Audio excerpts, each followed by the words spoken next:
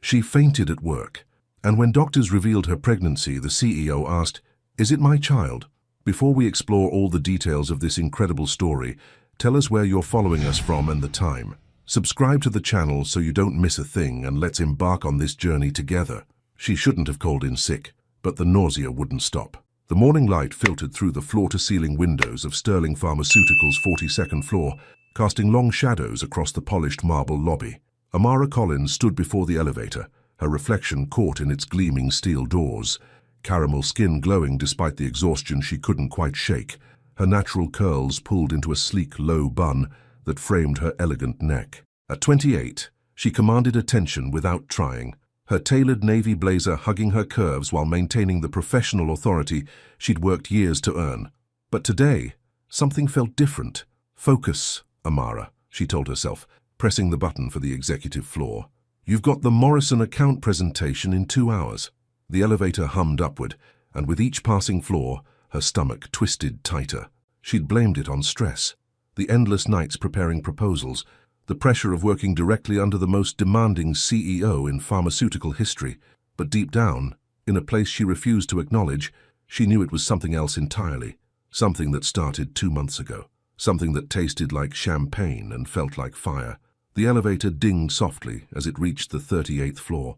Amara stepped out, her heels clicking against the pristine white tiles as she made her way toward her corner office, a space she'd earned through sheer brilliance and unwavering dedication. The assistant's desk outside the CEO's office wasn't just any position, it was the gateway to a billion-dollar empire. "Morning, Amara," called Jessica, one of the junior analysts, rushing past with an armload of files. "Ready for the big presentation?" Amara managed to smile, though it felt forced. "Always ready," liar, whispered a voice in her head. "You haven't been ready for anything since Chicago." Chicago, the pharmaceutical conference, the hotel bar, the way he'd looked at her when he thought no one was watching, the way his voice had dropped when he'd asked if she wanted to get some air, the way the city lights had reflected in his steel-gray eyes as he'd kissed her like she was the only woman in the world, the way Damien Hawthorne had made her forget every rule she'd ever made about mixing business with pleasure. Amara shook her head, forcing the memories away as she settled behind her desk.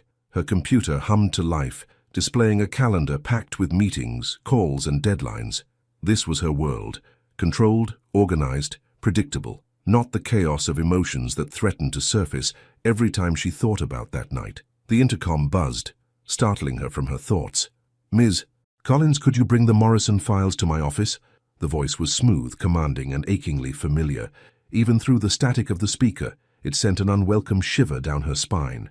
Damien Hawthorne, CEO of Sterling Pharmaceuticals, 39 years old, 6'3" of lean muscle and sharp suits, with dark hair that always looked perfectly disheveled and eyes that seemed to see straight through people's souls. He was brilliant, ruthless in business, and had built his empire from nothing after losing his parents in a car accident at 19. He was also the father of the child she didn't yet know she was carrying. "Of course, Mr. Hawthorne," she replied, her voice steady despite the way her heart hammered against her ribs. Amara gathered the files, taking a moment to steady herself. She'd perfected the art of professional distance over the past 2 months, treating him exactly as she had before Chicago. Cool, efficient, untouchable. If he could pretend nothing had happened, so could she, even if her body remembered every second of that night. She knocked once on his office door before entering. The space was a study in controlled power, dark wood, leather furniture, and windows that offered a commanding view of Manhattan. Damien stood with his back to her, one hand pressed against the glass as he stared out at the city below. The morning light caught the subtle silver threads in his dark hair, and even in silhouette, she could see the tension in his broad shoulders. "The Morrison files," she said, setting them on his desk with practiced precision. He turned slowly, and for just a moment, a heartbeat, their eyes met. Steel gray clashing with warm brown. The air between them charged with an electricity that made her skin tingle and her breath catch. Then the mask slipped back into place. "Thank you." His voice was neutral, businesslike, as if he hadn't whispered her name like a prayer 2 months ago, as if he hadn't traced every curve of her body like he was memorizing a masterpiece. Amara nodded curtly and turned to leave, but his voice stopped her at the door. "Amara." The way he said her name, soft, almost uncertain, made her pause. "Are you feeling all right? You look pale." She stiffened, her hand on the door handle. "I'm fine, Mr. Hawthorne. Mr. Hawthorne. Not Damien. Never Damien. Not anymore. It's just that you've seemed—" He paused, running a hand through his hair in a gesture she recognized as frustration. "Different, lately. Different. If only he knew how different. If only she knew." "I'm perfectly fine," she repeated, her voice firmer now.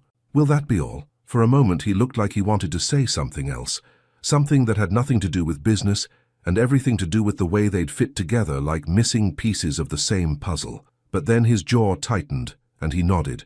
"That will be all." Amara escaped to her office, closing the door behind her and leaning against it as she tried to calm her racing heart. This was impossible. She couldn't keep working like this, pretending that the most incredible night of her life hadn't happened, pretending that she didn't dream about his hands on her skin, his lips against her throat, the way he'd made her feel alive in ways she'd never experienced. But she had to. Her career, her future, everything she'd worked for, depended on maintaining the professional boundary they'd shattered in Chicago. The morning passed in a blur of phone calls and emails, the nausea coming and going in waves that she stubbornly attributed to stress. By the time the Morrison presentation rolled around, she felt steadier, more in control. This was what she was good at: presenting data, managing expectations, being indispensable. The conference room filled with executives from both companies, the air thick with expensive cologne and the scent of fresh coffee.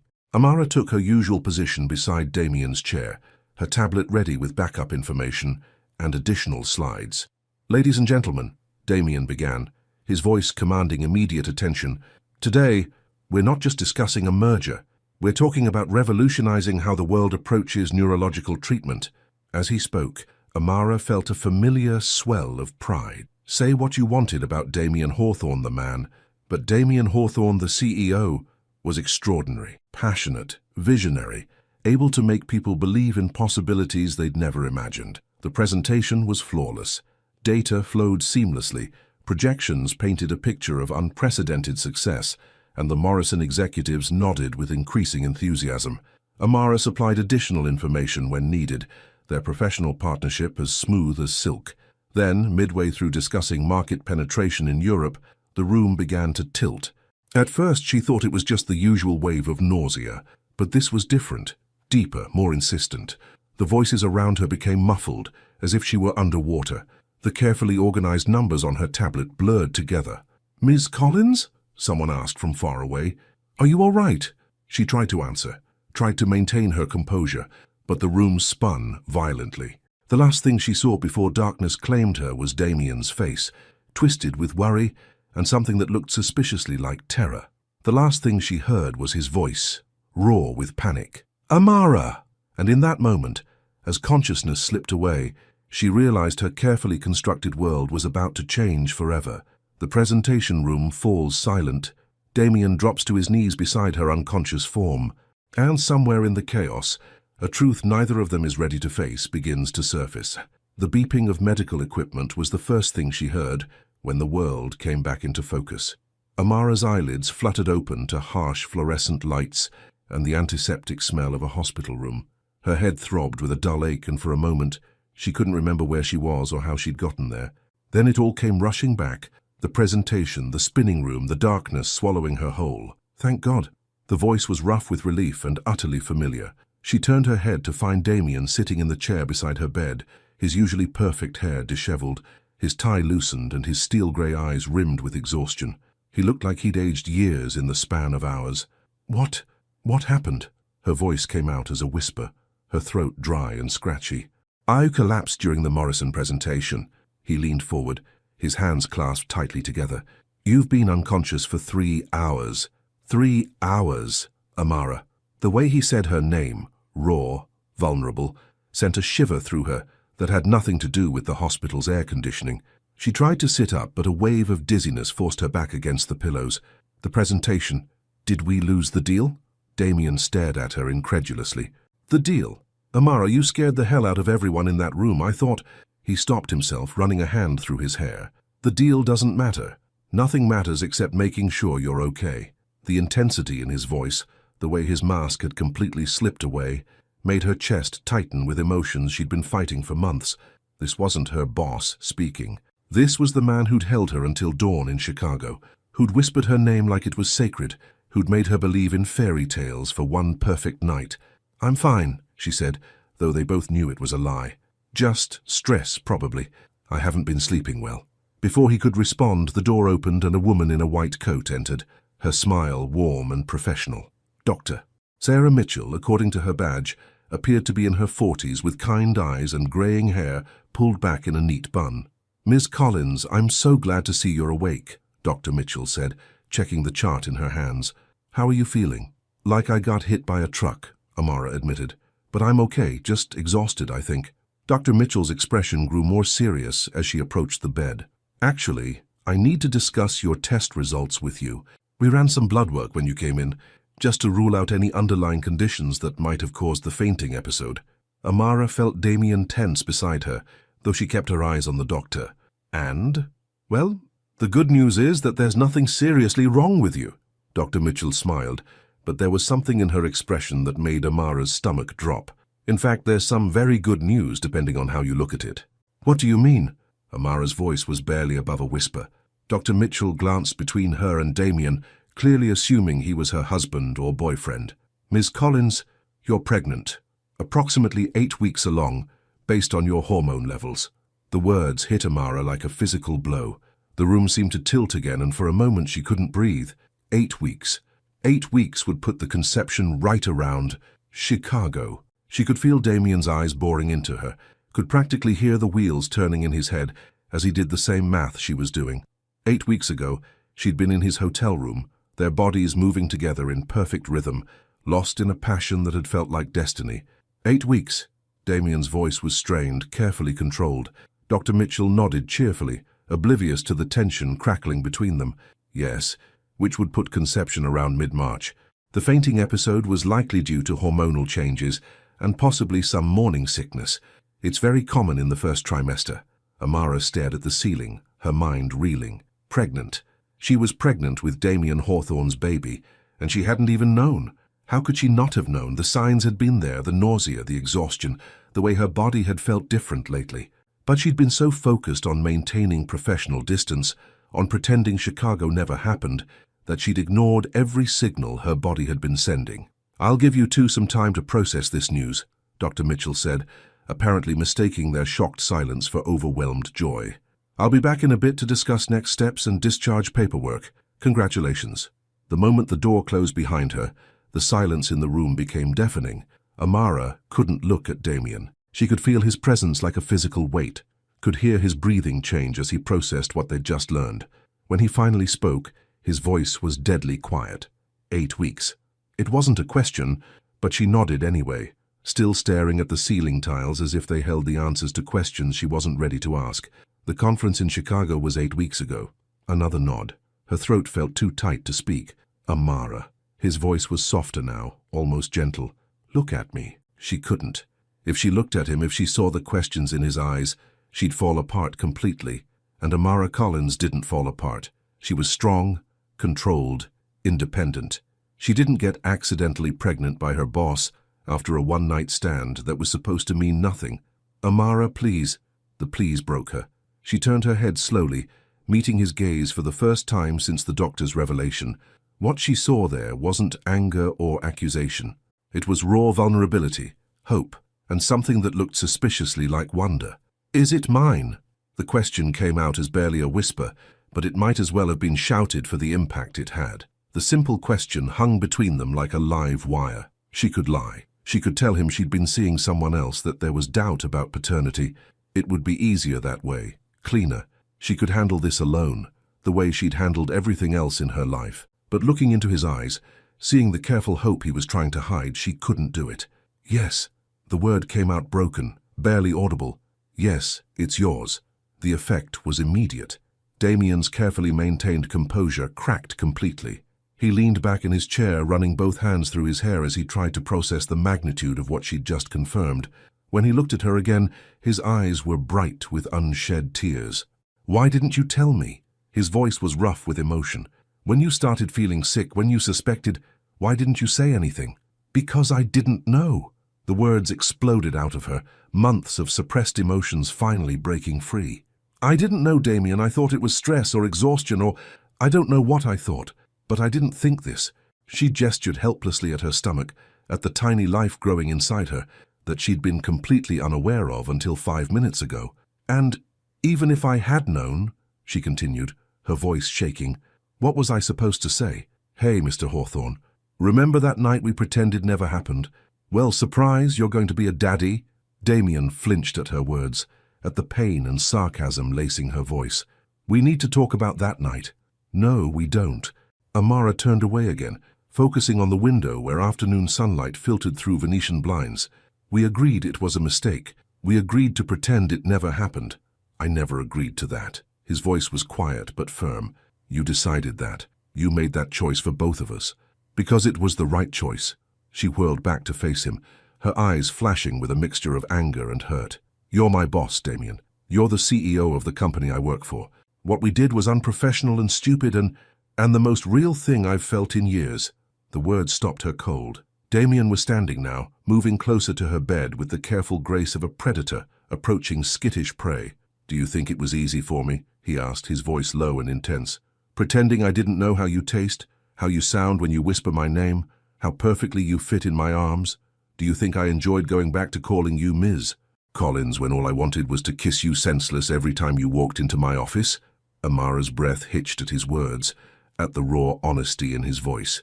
This was the Damien she remembered from Chicago. Passionate, vulnerable, utterly human beneath his executive armor. Damien, she whispered, but he wasn't finished. I've been going crazy for 2 months, Amara. Crazy wondering if I imagined how incredible that night was, if I made up the connection between us. And now, he gestured helplessly. Now there's a baby. Our baby. The words hung in the air between them, heavy with possibility and terror in equal measure. Amara felt tears she hadn't realized she was crying slip down her cheeks. I'm scared, she whispered, the admission costing her everything. Amara Collins didn't admit fear. She faced challenges head-on, conquered them through sheer force of will. But this was bigger than anything she'd ever faced. In an instant, Damien was beside her, his large hands cradling her face with infinite gentleness. I'm scared too, he admitted, his thumbs brushing away her tears. But we're in this together now. Whether you like it or not, whether it's complicated or messy or completely insane, we're in this together. For a moment, she let herself lean into his touch, let herself remember what it felt like to not carry the weight of the world alone. But then reality crashed back, and she pulled away. Together, she laughed bitterly. Damien, I work for you. The press would have a field day if they found out the powerful CEO got his assistant pregnant. My career would be over before it started. Then we'll figure it out, he said firmly. We'll find a way to make it work. How? She demanded. How do we make this work when everything about it is impossible? Damien was quiet for a long moment, his grey eyes searching her face. When he spoke again, his voice was steady, certain. And we start with the truth, he said. The truth that what happened in Chicago wasn't a mistake. The truth that I haven't been able to stop thinking about you for 2 months. The truth that the idea of you carrying my child terrifies and thrills me in equal measure. He reached for her hand, his fingers intertwining with hers. And the truth that I want this, Amara. I want you, and I want our baby, and I want to figure out how to make this impossible situation work. Amara stared at him, seeing the sincerity in his eyes, the hope he wasn't bothering to hide anymore. Part of her wanted to believe him, wanted to lean into the fantasy that they could somehow make this work. But the practical part of her, the part that had fought for everything she'd achieved, knew better. It's not that simple, she whispered. It is that simple, he countered. It's everything else that's complicated. Before she could respond, Dr. Mitchell knocked and entered again, her professional smile firmly in place. How are we doing in here? Ready to discuss next steps? Amara and Damien sprang apart, the spell of intimacy broken by the return to reality. But, as the doctor began discussing prenatal vitamins and follow-up appointments, Amara couldn't stop thinking about Damien's words. It is that simple. It's everything else that's complicated. And as Dr. Mitchell continued talking, as Damien listened intently to every instruction about caring for her and their unborn child, Amara realized that the most terrifying thing wasn't the pregnancy itself. It was how much she wanted to believe that maybe, just maybe, they could find a way to make the impossible work. The discharge papers are signed. Reality waits outside the hospital doors, and both of their lives have just changed forever. The hospital lobby felt like stepping into another universe, one where their secret was no longer just theirs. The late afternoon sun painted Manhattan in shades of gold and amber as Amara and Damien stepped through the automatic doors of Mount Sinai Hospital. The real world rushed to meet them. Car horns, chattering pedestrians, the relentless pulse of a city that never stopped moving. After the sterile quiet of the hospital room, it felt overwhelming. Amara clutched the discharge papers in one hand, her purse in the other, trying to process the fact that her entire life had changed in the span of a few hours. Pregnant. She was pregnant with Damien Hawthorne's baby, and somehow she still couldn't quite believe it was real. "My driver is waiting," Damien said softly, his hand hovering near the small of her back, not quite touching, but close enough that she could feel the warmth radiating from his palm. "I'll take you home." "I can take a cab," she replied automatically, the professional distance she'd perfected slipping back into place like armor. Old habits died hard, even when the world had been turned upside down. Damien stopped walking, turning to face her on the busy sidewalk. People flowed around them like water around stones, but he seemed completely oblivious to the crowd. His grey eyes were intense, focused entirely on her. "Amara, you just found out you're carrying my child. You're not taking a cab." His voice was gentle but firm, the tone he used in board meetings when he'd made a decision and wouldn't be swayed. "Please, let me take care of you." The word please did something to her resolve, the same way it had in the hospital room. Damien Hawthorne didn't beg. He commanded, he decided, he took charge. But with her, he asked. With her, he was different. She nodded reluctantly, and his shoulders visibly relaxed. The ride to her apartment in Brooklyn Heights was tense with unspoken words. Damien's sleek black sedan felt impossibly intimate after the clinical environment of the hospital. The leather seats, the soft classical music, the way he kept glancing at her as if she might disappear. It all felt too much like the car ride back from dinner in Chicago, when the air between them had crackled with possibility and desire. "The Morrison deal," Amara said suddenly, needing to fill the silence with something safe and familiar. "Did we lose it?" Damien looked at her incredulously. "You're pregnant with my child and you're worried about the Morrison deal." "I'm worried about my job," she corrected, though even as she said it, she knew it was only partly true. Work had always been her anchor, her source of identity and control. Without it, she felt adrift. "Your job is secure, Amara. More than secure." He leaned forward slightly, his eyes serious. "But we need to discuss what happens next. How we handle this at the office, what we tell people." "We don't tell people anything," she said quickly. "This is private, personal. It doesn't affect our work." "Doesn't affect our work?" Damien's voice rose slightly. "Amara, you're having my baby. How does that not affect everything?" She turned to look out the window, watching Brooklyn's tree-lined streets blur past. "Because I can't let it. I've worked too hard to get where I am to let this derail my career." The silence that followed was heavy with hurt and frustration. When Damien spoke again, his voice was carefully controlled. "Is that what this is to you? A derailment?" The quiet pain in his voice made her chest tighten, but she forced herself not to look at him. "I don't know what this is yet. I need time to think." The car pulled up outside her building, a converted brownstone with large windows and a small garden courtyard. It was charming without being ostentatious, the kind of place a successful assistant executive could afford without attracting unwanted attention. "I'll walk you up," Damien said, already moving to open his door. "That's not necessary. It's necessary to me." There was something in his tone that brooked no argument, a gentleness wrapped in steel that reminded her why he'd been so successful in business. He got what he wanted, but he made you want to give it to him. They rode the elevator to the 4th floor in silence, the confined space making her hyper-aware of everything about him, the subtle scent of his cologne, the way his suit jacket stretched across his broad shoulders, the careful distance he maintained, even though every cell in her body seemed to be pulling toward him. At her door, Amara fumbled with her keys, her hands shaking slightly. Whether from the day's events or Damien's proximity, she couldn't tell. "Here," he said softly, covering her hands with his to steady them. The touch sent electricity shooting up her arm, and she had to suppress a shiver. "Let me." He took the keys gently, his fingers brushing hers as he unlocked the door. For a moment, they stood frozen in the hallway, his hands still covering hers, their faces inches apart. She could see the flecks of silver in his grey eyes, could feel his breath warm against her skin. "Amara," he whispered, and she knew that if she let him say whatever was in his eyes, everything would change. Again, she stepped back quickly, breaking the spell. "Thank you for the ride." But instead of leaving, Damien followed her inside, closing the door behind him. Her apartment was exactly what he'd expected, elegant but comfortable, with warm colors and carefully chosen artwork. Books everywhere, a small piano in one corner, fresh flowers on the coffee table. It was quintessentially her, beautiful, sophisticated, and completely genuine. "Nice place," he said, but his attention wasn't on the decor.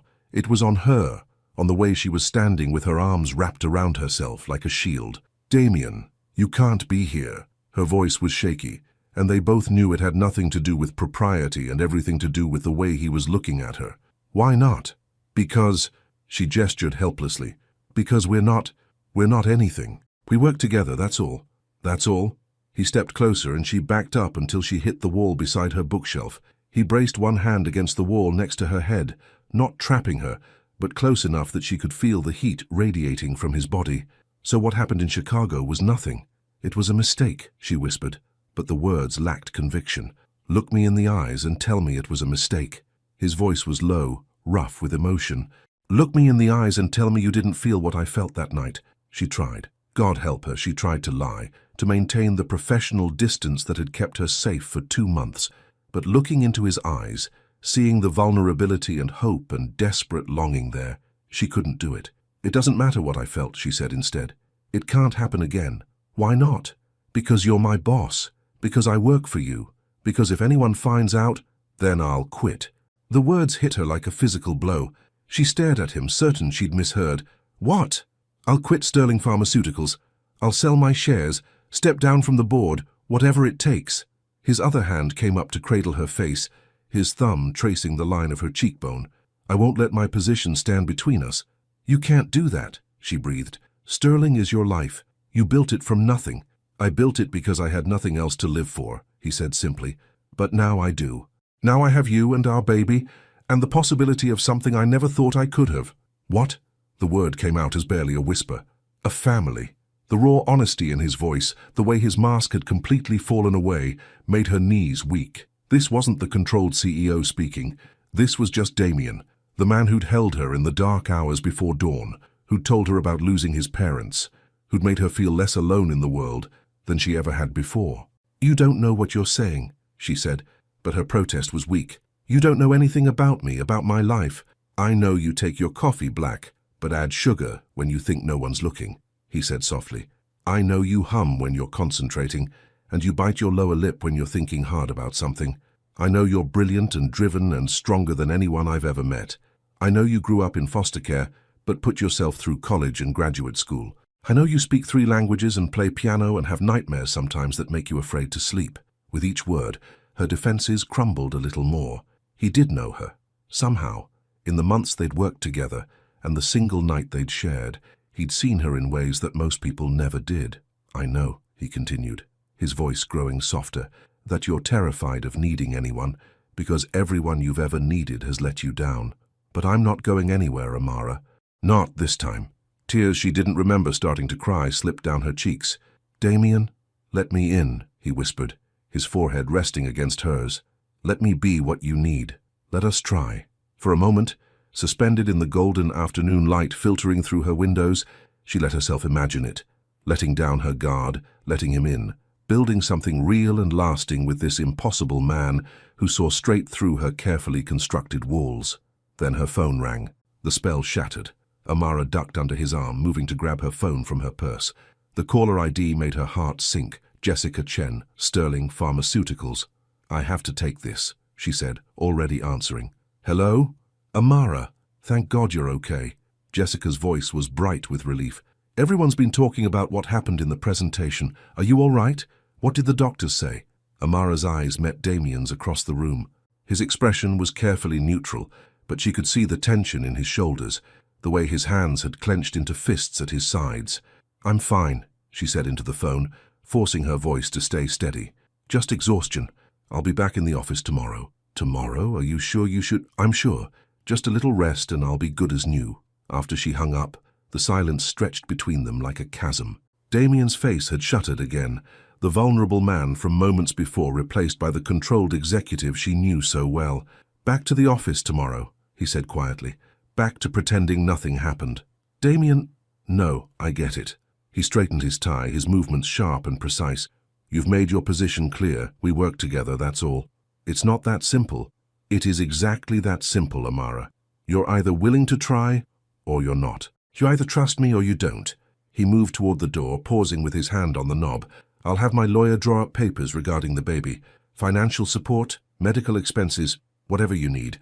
But if you want to keep pretending that what's between us doesn't exist..." He turned to look at her one last time, and the pain in his eyes nearly brought her to her knees. "Then I'll pretend too." The door closed behind him with a soft click, and Amara was alone. She sank onto her couch, one hand unconsciously moving to her still flat stomach. Outside, the sounds of Brooklyn evening life filtered through her windows. Children playing, neighbors chatting, the distant hum of traffic. Normal sounds of normal life. But nothing about her life was normal anymore.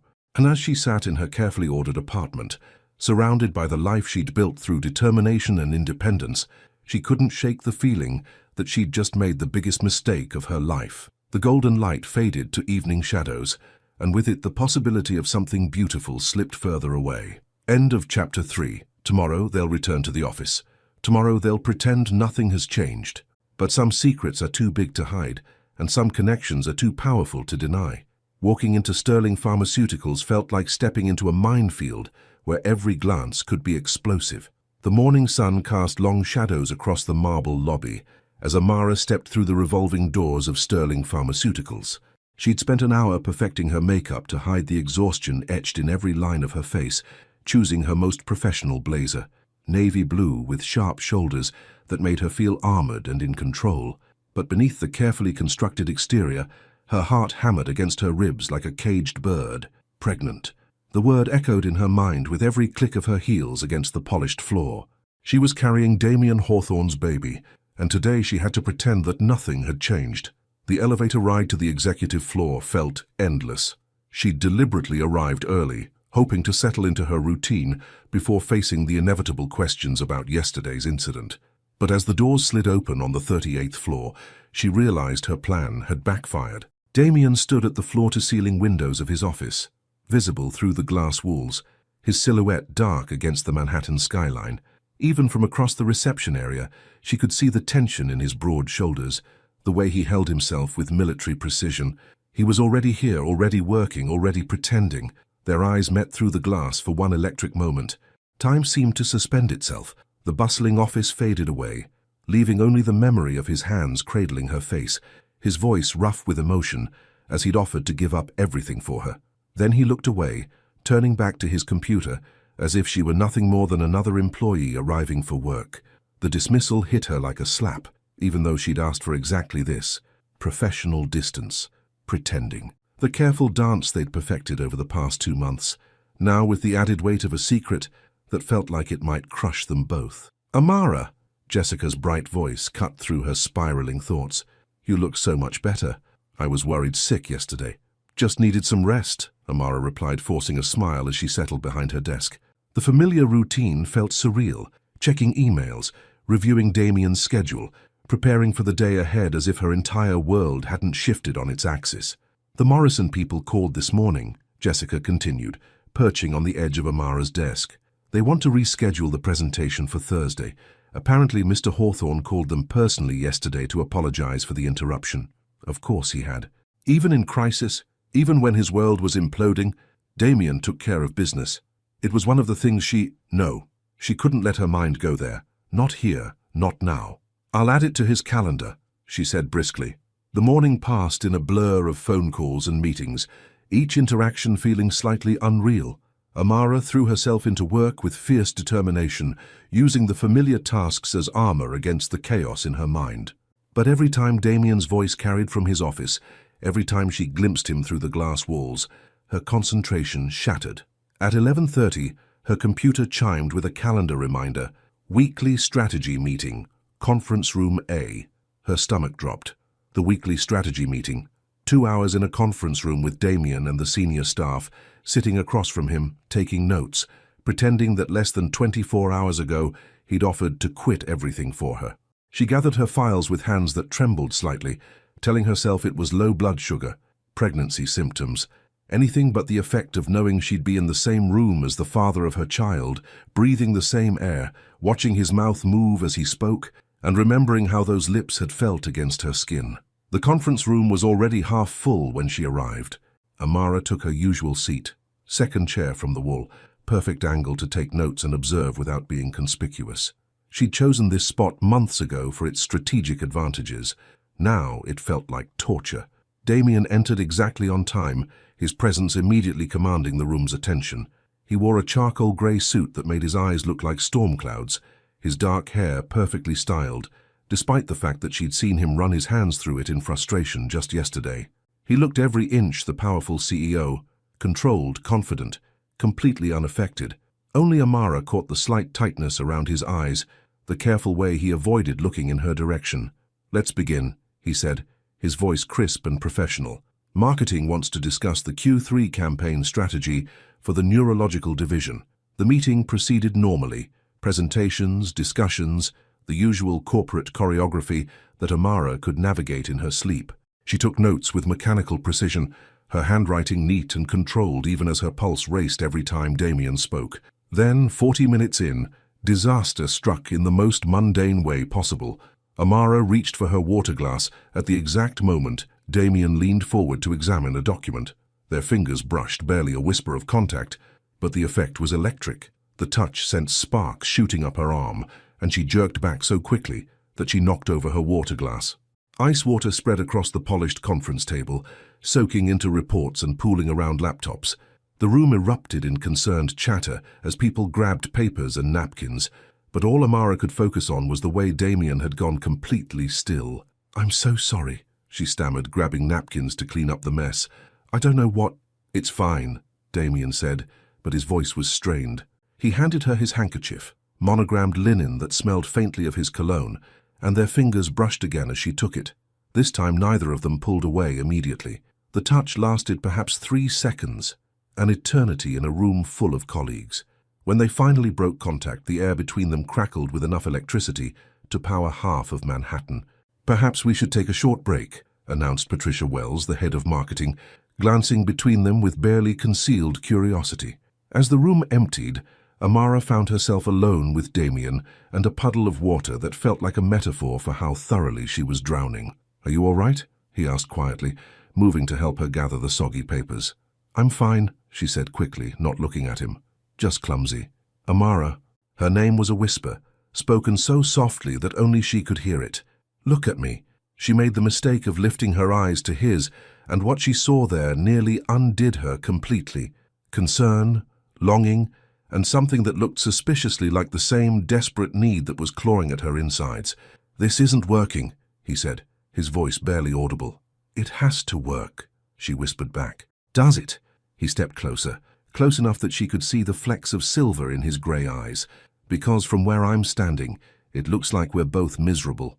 Before she could respond, the conference room door opened, and Patricia Wells returned, followed by the rest of the team. Damien stepped back smoothly, his professional mask sliding into place so seamlessly that Amara almost wondered if she'd imagined the moment of vulnerability. But she hadn't imagined it. The air still hummed with tension, and she could feel curious glances from their colleagues as the meeting resumed. The rest of the session passed without incident, but Amara barely absorbed a word. Her focus was entirely consumed by the man sitting across from her, the careful way he held himself, the unconscious gesture he made when he was thinking deeply, the way his voice changed slightly when he addressed her directly. When the meeting finally ended, Amara was the first to escape, practically fleeing to the safety of her office. But even there, surrounded by the familiar chaos of ringing phones and endless emails, she couldn't shake the feeling that she was coming apart at the seams. The afternoon brought a new form of torture: dictation. Damien called her into his office at 3 o'clock, his voice professionally neutral over the intercom. "I need to dictate some correspondence." It was routine, something they'd done hundreds of times over the past year. Amara would sit in the chair across from his desk, tablet ready, while he paced and dictated letters, memos, and reports. It was efficient, productive, and usually completely impersonal. Today it felt like intimate torture. The moment she stepped into his office, the air grew thick with unspoken words. Damien stood behind his desk, his hands braced against the leather surface, looking like a man barely holding himself together. "Close the door," he said without looking up. The soft click of the door seemed unnaturally loud in the sudden silence. Amara moved to her usual chair, tablet ready, trying to ignore the way her hands were shaking. "Ready when you are," she said, proud of how steady her voice sounded. Damien began to pace, his movements fluid and controlled, but Amara could see the tension coiled in every line of his body. He dictated a memo about quarterly projections, his voice crisp and professional, while she typed with mechanical precision. But as he moved around the office, the formal distance began to feel increasingly artificial. This was the man who'd held her through the night in Chicago, who'd whispered her name like a prayer, who'd offered to give up everything for her just yesterday. Now they were pretending to be nothing more than boss and assistant, and the pretense was suffocating them both. "Which brings us to the matter of long-term strategic planning," Damien was saying, but his voice had grown rougher, less controlled. "We need to consider the implications of unexpected developments that might affect our corporate structure." Amara's fingers stilled on the tablet. Was he talking about quarterly projections, or about them? "Should I note that as a separate agenda item?" she asked carefully. Damien stopped pacing, turning to face her fully for the first time since she'd entered the office. "What do you think, Ms. Collins? How should we handle unexpected complications that might disrupt our established procedures?" The question hung between them, loaded with double meaning. They were talking about memos and strategic planning, but they might as well have been discussing the baby growing inside her, the impossible situation they found themselves in. "I think," Amara said slowly, "that sometimes unexpected complications can lead to better outcomes, if handled properly." "And what constitutes proper handling?" His voice was soft now, intense, his grey eyes fixed on her face. "Honesty," she whispered, "clear communication, being willing to adapt when circumstances change." They stared at each other across the expanse of his office, the professional pretense wearing thinner with every shared breath. The late afternoon sun slanted through his windows, casting them both in golden light, and for a moment it felt like the most natural thing in the world to close the distance between them. Then Damien's phone rang, shattering the spell. He answered curtly, his attention immediately claimed by what was apparently an urgent call from the board of directors. Amara used the interruption to escape, gathering her things and slipping out of his office before the call ended. Back at her desk, she tried to focus on the routine tasks that usually grounded her, but her mind kept replaying the charged conversation, the way he'd looked at her, the undercurrent of longing that had threaded through even their most professional exchanges. As the office began to empty for the evening, Amara found herself working later than usual, unable to face the thought of going home to her empty apartment where she'd have nothing to distract her from the chaos in her mind. She was so absorbed in reviewing contracts that she didn't notice Damien approaching her desk until his shadow fell across her papers. "It's past 7, he said quietly. "You should go home."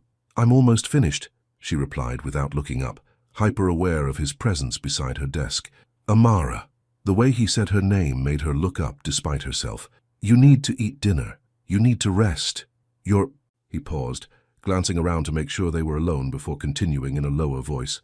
"You're carrying my child. I can't stand by and watch you exhaust yourself." The genuine concern in his voice, the careful way he acknowledged their situation while maintaining the necessary discretion, made her chest tighten with emotions she couldn't name. "I can take care of myself," she said, but the protest lacked conviction. "I know you can," he replied gently, "but you don't have to. Not anymore." The simple statement hung between them like a lifeline, an offer of support, of partnership, of something she'd never allowed herself to want. For a moment, in the quiet emptiness of the evening office, surrounded by the detritus of corporate life, she let herself imagine accepting that offer, letting him take care of her, building something real and lasting despite all the complications. Then reality crashed back, and she began gathering her things with brisk efficiency. "I should go," she said. "Long day tomorrow."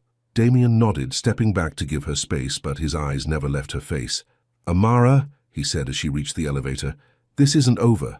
It wasn't a threat or a promise, just a simple statement of fact that made her pulse race and her heart ache in equal measure. The elevator doors closed between them, but the truth remained.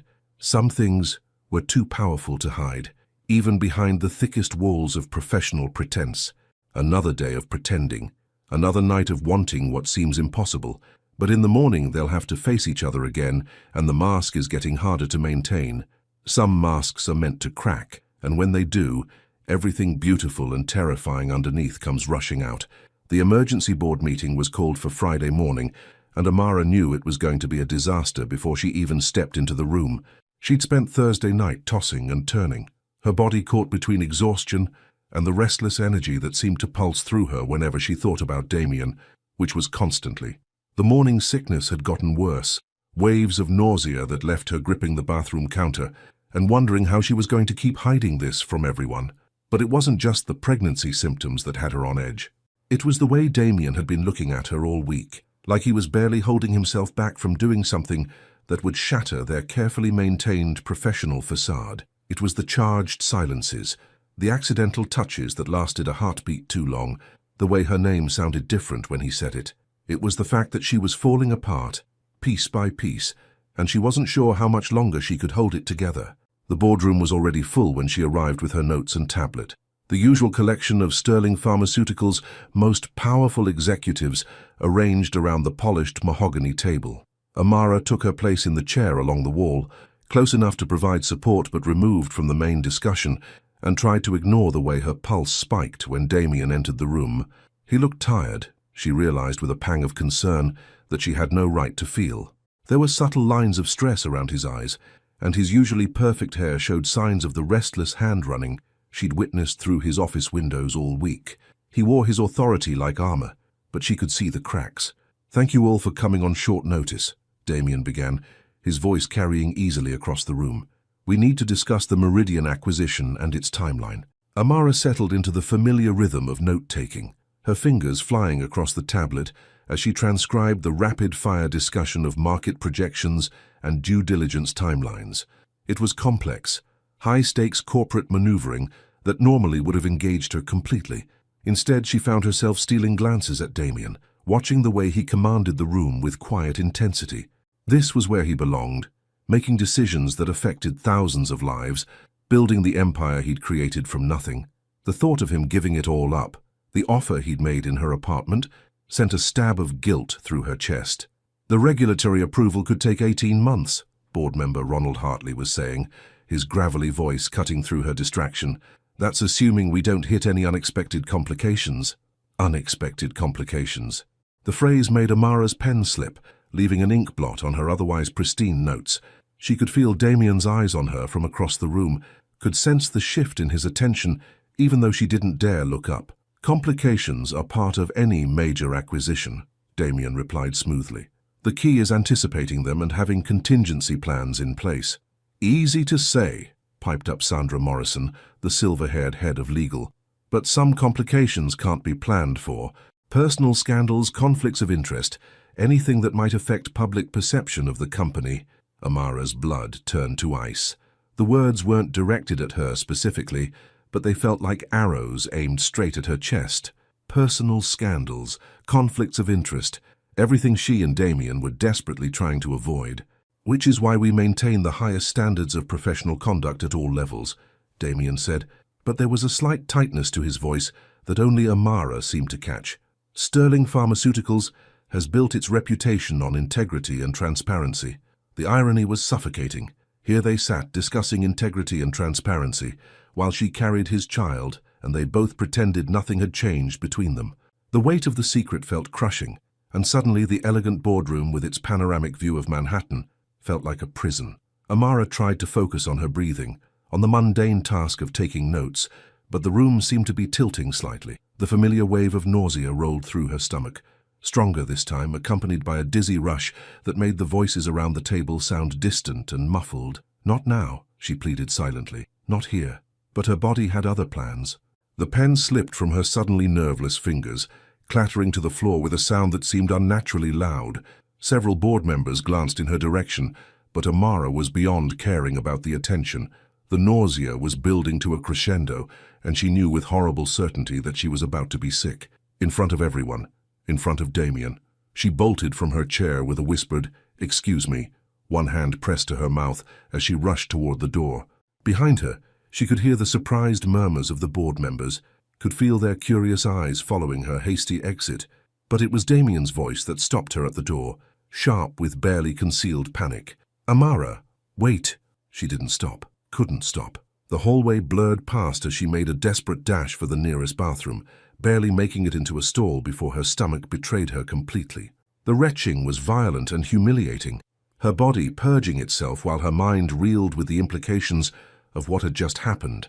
She'd run out of the most important board meeting of the quarter, in front of the company's most senior executives, looking exactly like what she was, a woman in the early stages of pregnancy struggling to keep it together.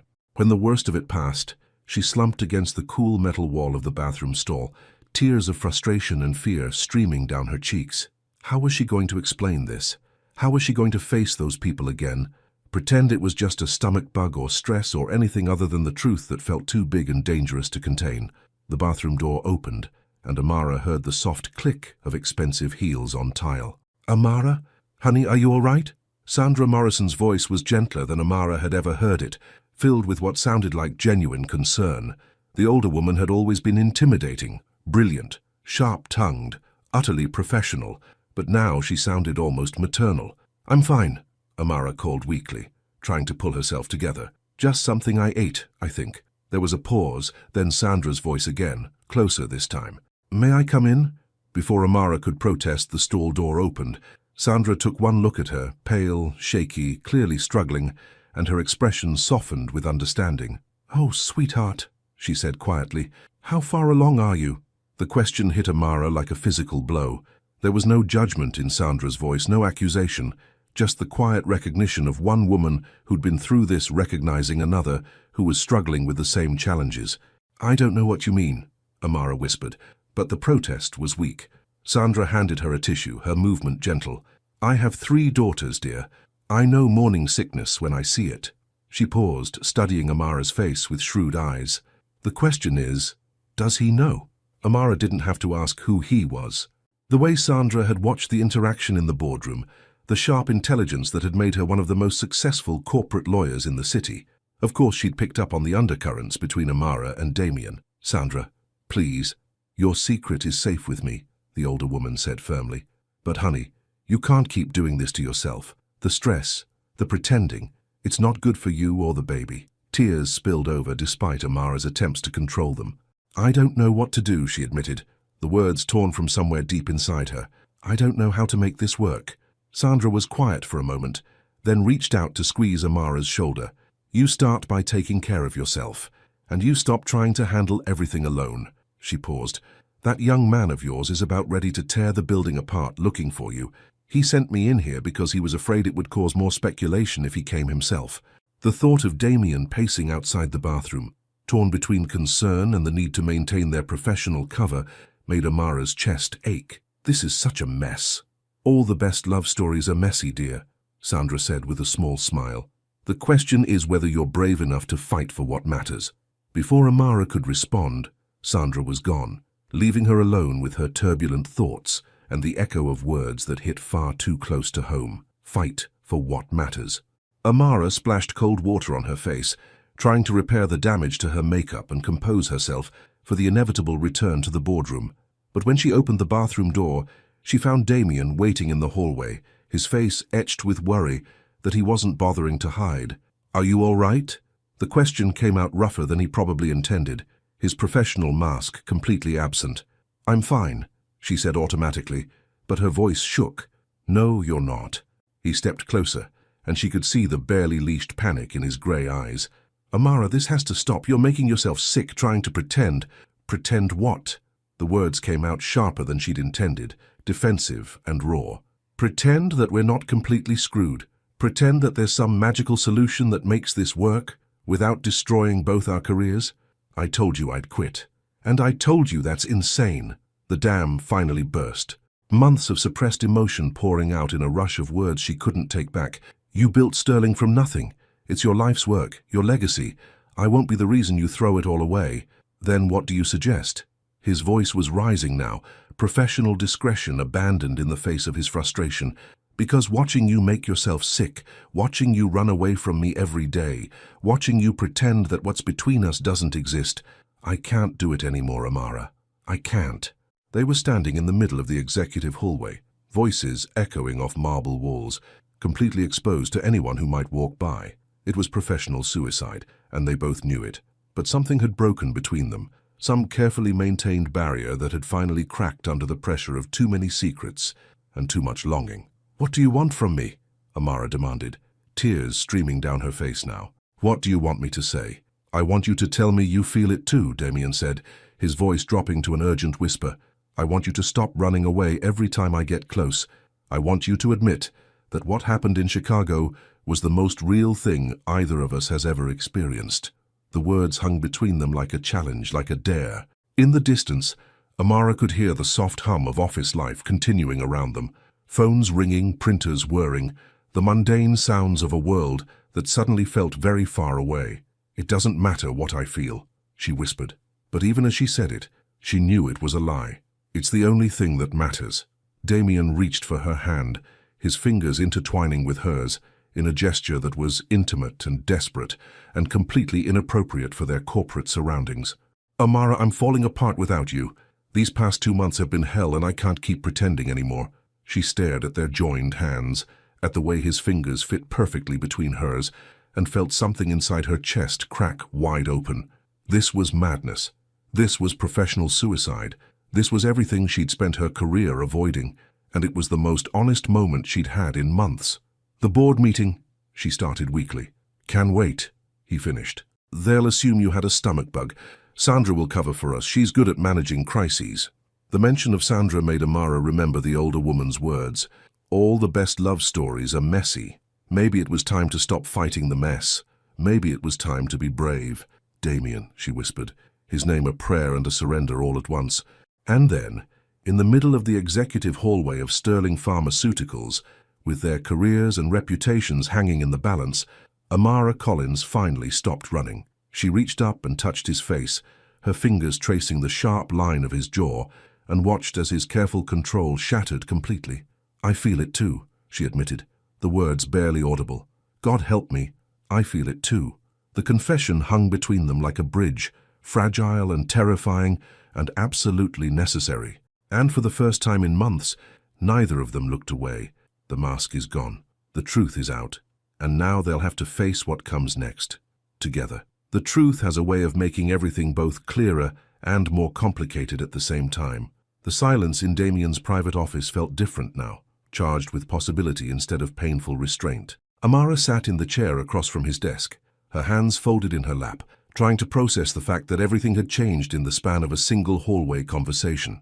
They'd managed to return to the boardroom with some semblance of composure, Sandra smoothly covering for Amara's absence, with mentions of a stomach bug that had been going around. The meeting had concluded without further incident, but the undercurrent of tension between Amara and Damien had been impossible to miss. Now, in the golden late afternoon light, filtering through his floor-to-ceiling windows, they faced each other without pretense, for the first time in months. "So," Damien said quietly, his voice still rough from their emotional confrontation. He'd loosened his tie and run his hands through his hair so many times that it no longer looked perfectly styled. "Where do we go from here?" Amara studied his face, the sharp jawline she'd traced with trembling fingers, the steel-grey eyes that had haunted her dreams, the mouth that had whispered her name like a benediction in the dark hours before dawn in Chicago. He looked vulnerable in a way she'd never seen before, as if admitting his feelings had stripped away the last of his protective armor. "I don't know," she admitted. "I've never been in this situation before." A ghost of a smile touched his lips. "Neither have I.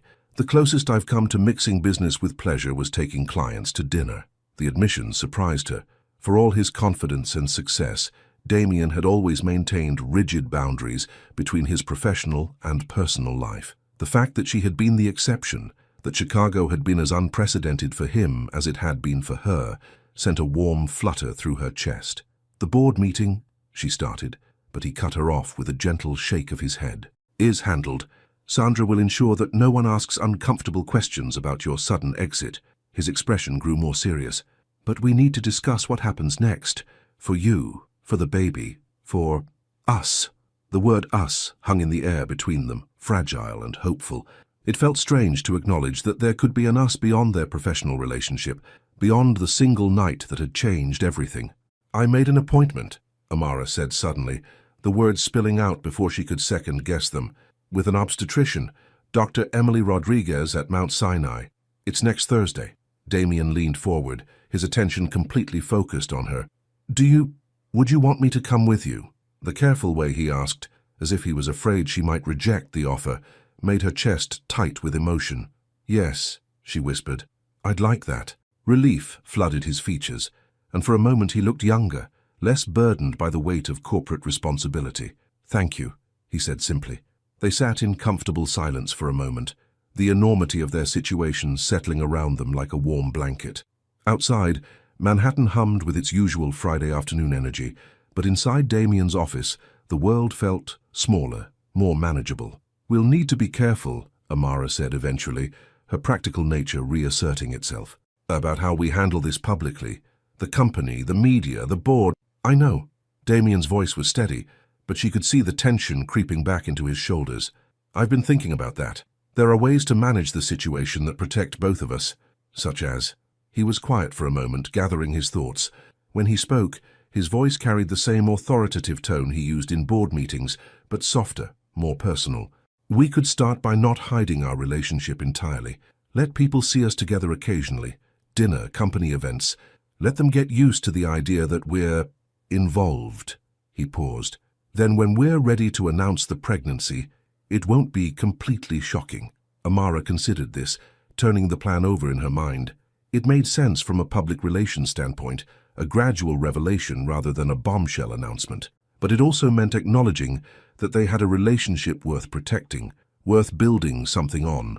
"That could work," she said slowly. "But what about my position here? People will say I slept my way to the top, that any success I have is because of this." The pain in her voice made Damien's expression harden. "Anyone who knows you, who's seen your work, would never think that. You're brilliant, Amara. You've earned every opportunity you've gotten here. But they don't know that," she said, frustration bleeding into her voice. "All they'll see is the assistant who got pregnant by the boss."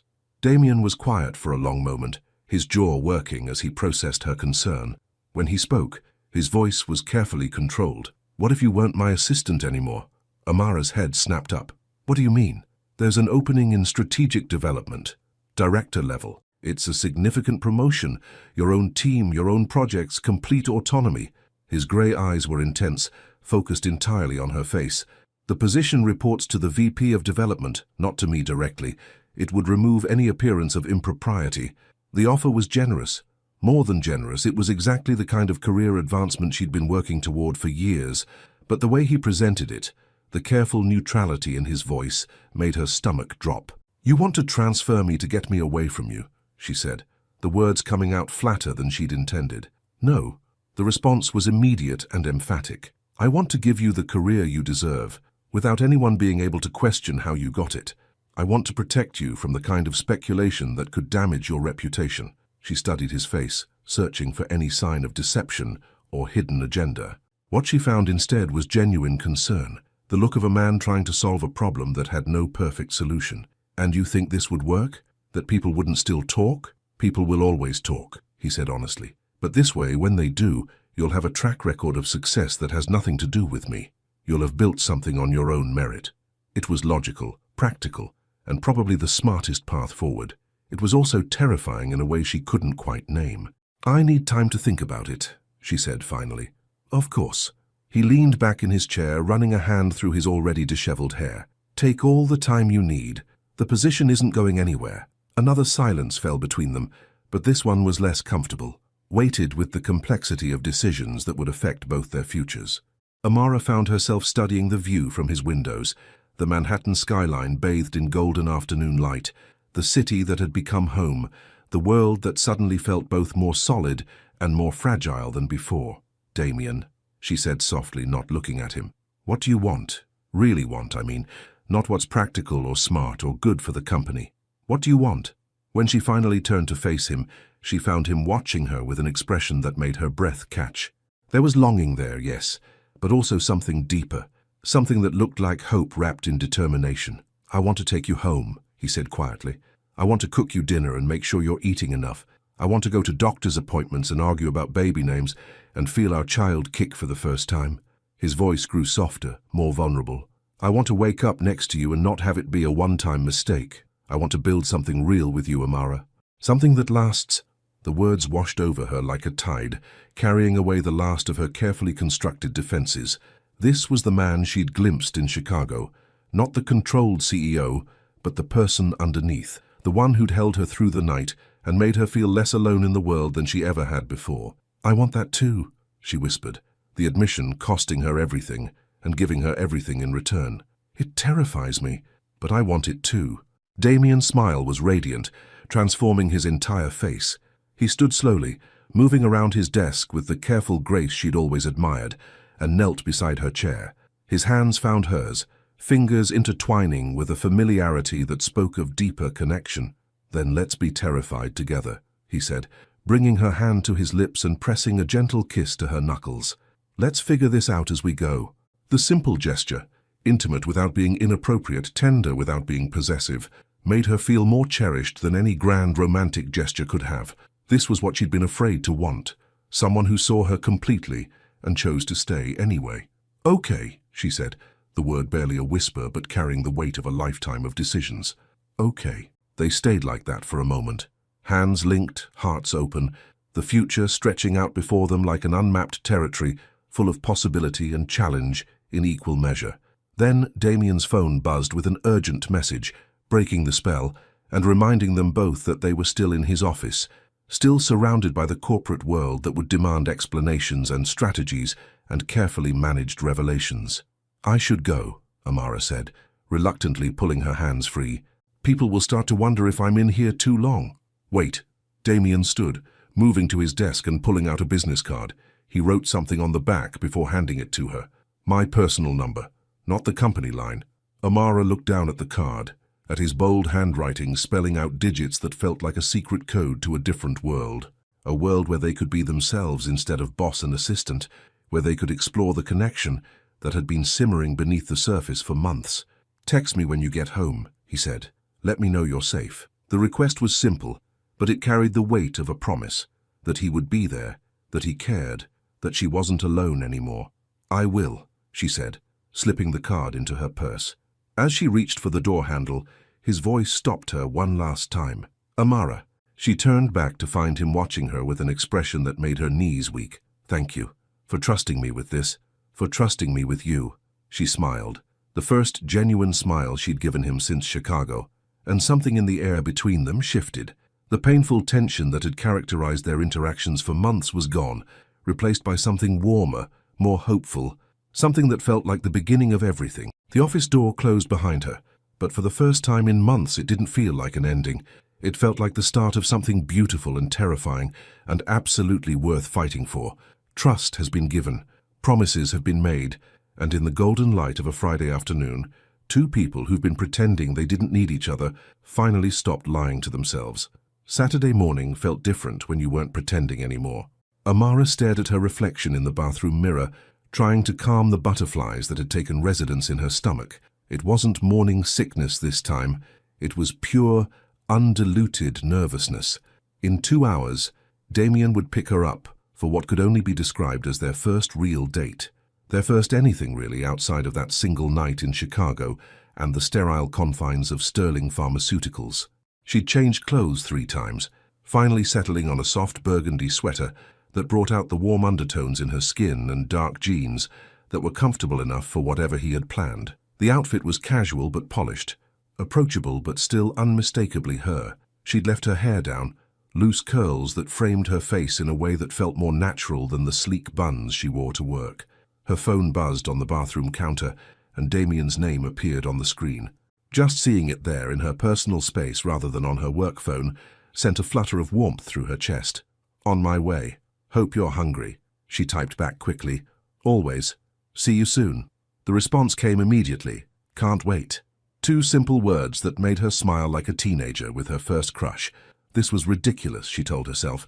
She was 28 years old, a successful executive, carrying this man's child. She shouldn't feel like a nervous schoolgirl about a simple dinner, but as she applied a final coat of lip gloss and grabbed her purse, She couldn't shake the feeling that this was something momentous, the first step into whatever they were going to become. Damien arrived precisely on time, a trait she'd always appreciated about him in business that felt even more meaningful in this context.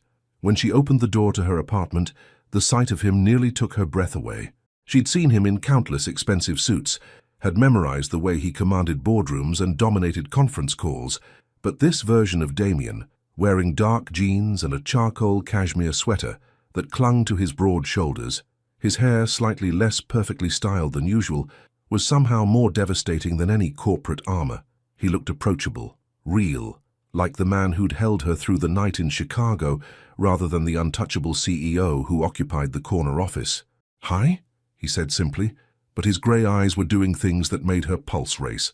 "Hi yourself," she managed, grabbing her coat from the hook beside the door. "Where are we going?" "That depends," he said, helping her into her jacket with a gentleness that made her skin tingle where his fingers brushed her shoulders. "How do you feel about surprises?" "I like to know what I'm getting into," she admitted as they walked toward the elevator. It was true. Amara had built her life on careful planning and controlled outcomes. Surprises were dangerous things that could disrupt the order she'd worked so hard to maintain. Damien smiled, pressing the button for the lobby. "Trust me." The question carried weight beyond their current destination. Trust him with this evening. Trust him with her heart. Trust him with the future they were tentatively building together. She met his gaze in the elevator's polished steel doors and nodded. "I trust you." His car was waiting outside, not the sleek corporate sedan with driver that he used for business, but a silver Audi that he drove himself. The gesture felt significant, another sign that this was personal rather than professional. "Music preference?" he asked as they pulled away from her building, heading toward Manhattan. "Surprise me," she said, feeling bold. "Apparently I'm trying new things." He laughed, a rich, warm sound that she realized she'd never heard in the office. This was Damien without the weight of corporate responsibility on his shoulders, and the transformation was mesmerizing. The restaurant he chose was perfect, a small Italian place in Soho that managed to be both intimate and unassuming. The kind of place where they could talk without shouting over noise, where the lighting was warm and flattering, where the staff was professional enough to respect their privacy without being intrusive. "How did you find this place?" Amara asked as they were seated at a corner table with exposed brick walls and candles that cast dancing shadows across their faces. "I used to come here with my parents when I was younger," Damien said, his voice carrying a note of nostalgia. "Before the accident, my mother loved the risotto and my father would always order whatever wine the owner recommended, even if it was completely wrong for the meal." It was the first time he'd mentioned his parents in such a personal way, and Amara felt honored that he'd chosen to share the memory with her. "They sound wonderful." They were. His smile was soft, but tinged with sadness. "They would have loved you, I think. My mother especially. She had no patience for people who weren't genuine, and she would have seen right through any pretense to the amazing woman underneath." The compliment made her chest warm, but it was the wistfulness in his voice that really affected her. She'd known the basic facts of his tragedy. Orphaned at 19, built his empire from insurance money and sheer determination. But sitting across from him in the candlelight, seeing the vulnerability in his expression, she understood for the first time how much that loss had shaped him. "Tell me about them," she said softly, and he did. Over antipasto and wine, sparkling water for her, he painted pictures with words of parents who'd been devoted to each other and to their only son. His father, an engineer with a dry sense of humor and an inability to fix anything around the house despite his profession. His mother, a teacher who'd made their modest home feel like a palace and who'd believed that Damien could accomplish anything he set his mind to. "She was the one who encouraged me to take business classes," he said, twirling pasta around his fork. "Said I had a gift for seeing the big picture. Dad wanted me to follow him into engineering, but Mom, she saw something different." "She was right," Amara said. "You have an incredible vision for Sterling. The way you see opportunities that others miss. The way you bring people together around a common goal. It's remarkable." Damien looked up from his plate, surprise flickering across his features. "You really think that? I've watched you for over a year, Damien. I've seen you turn impossible situations into opportunities, make decisions that others were afraid to make. Yes, I think that." She paused, choosing her words carefully. "What I don't understand is why you doubt it." He was quiet for a moment, considering her question. When he spoke, His voice was thoughtful, introspective. I suppose because I built Sterling partly to prove something. To myself, to the world, to them. He gestured vaguely upward. I wanted to create something that would make them proud, something that honored what they'd given me. But somewhere along the way, it became everything. My identity, my purpose, my entire life. Until Chicago, she said softly. Until Chicago, he agreed. Until you made me remember that there might be more to life than quarterly projections and market share. The admission hung between them like a gift, intimate and precious.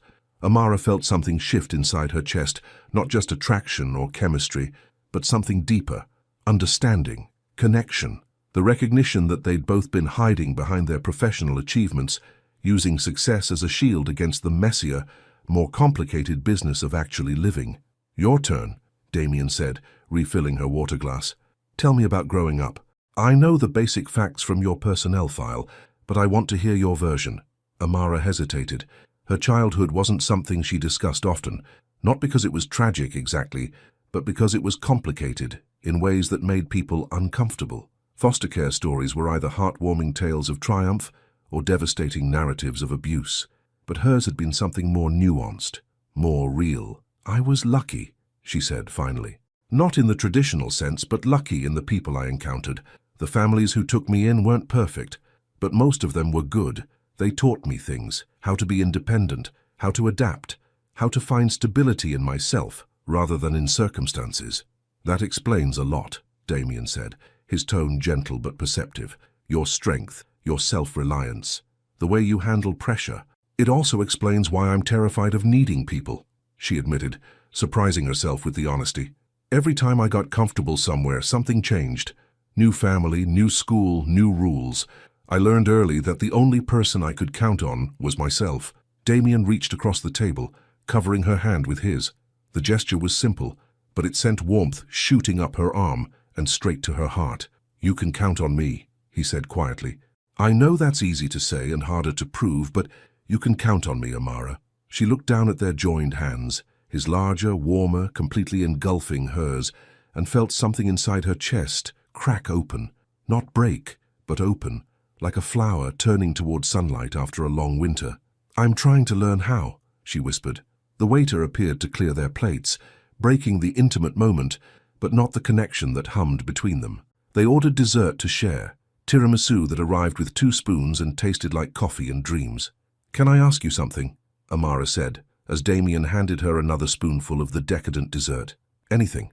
Why haven't you ever married? Had a family? The question was bold, perhaps too personal for a first date, but she needed to know. You're successful, attractive, obviously capable of commitment. Why were you alone? Damien was quiet for so long that she wondered if she'd overstepped. When he finally spoke, his voice was thoughtful, almost distant. I convinced myself I didn't have time. That building Sterling required all my focus, all my energy. But the truth is, he paused, meeting her eyes across the small table. The truth is, I never met anyone who made me want to try, who made me believe that what we could build together would be worth more than what I could accomplish alone. And now?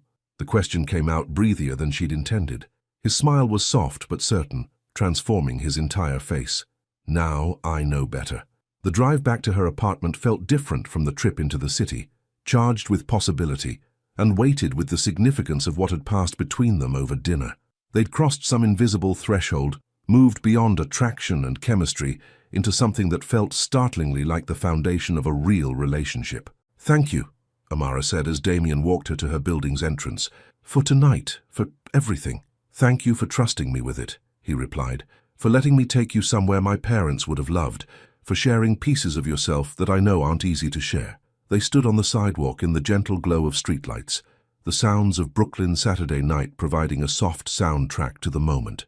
Amara felt the pull between them, not just physical, though that was certainly there, but emotional, the desire to extend the evening, to not let this perfect bubble of intimacy burst quite yet. Would you like to come up? She asked, her heart hammering against her ribs.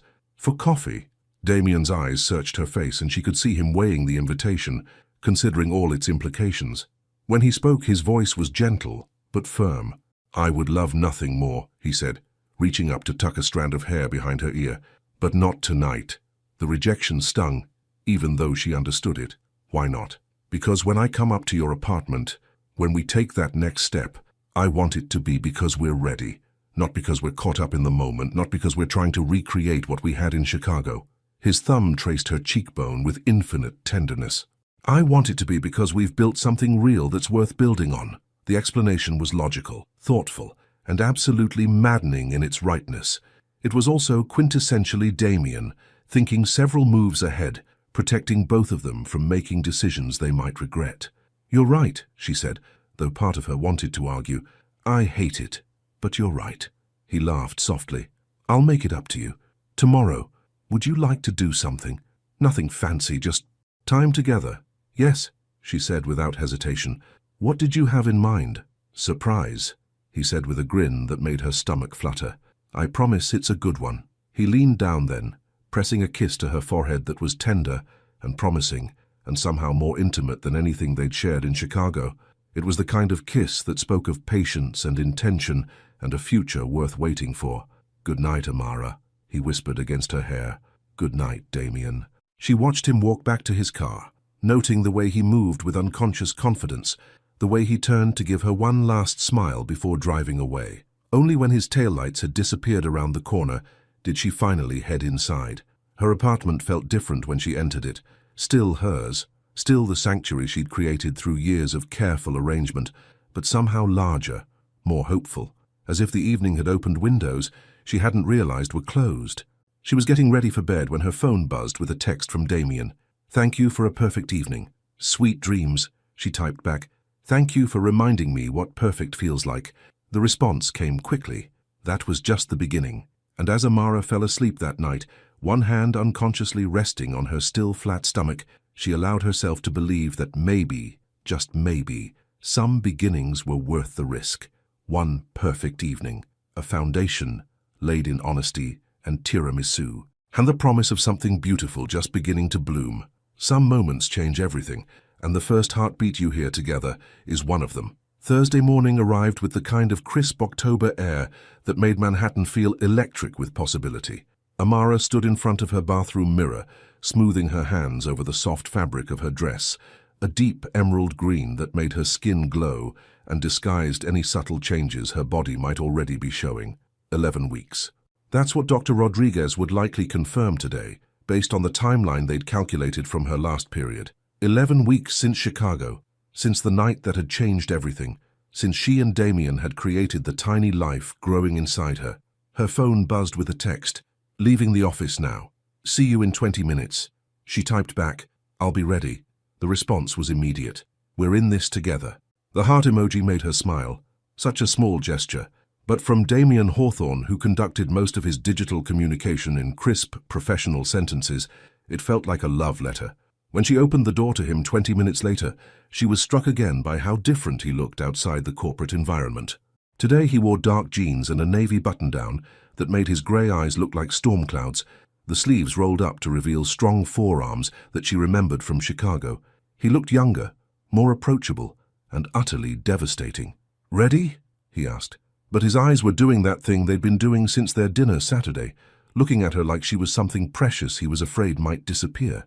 As ready as one can be for something like this, she admitted, grabbing her purse and jacket. The drive to Mount Sinai was comfortable in a way that surprised her.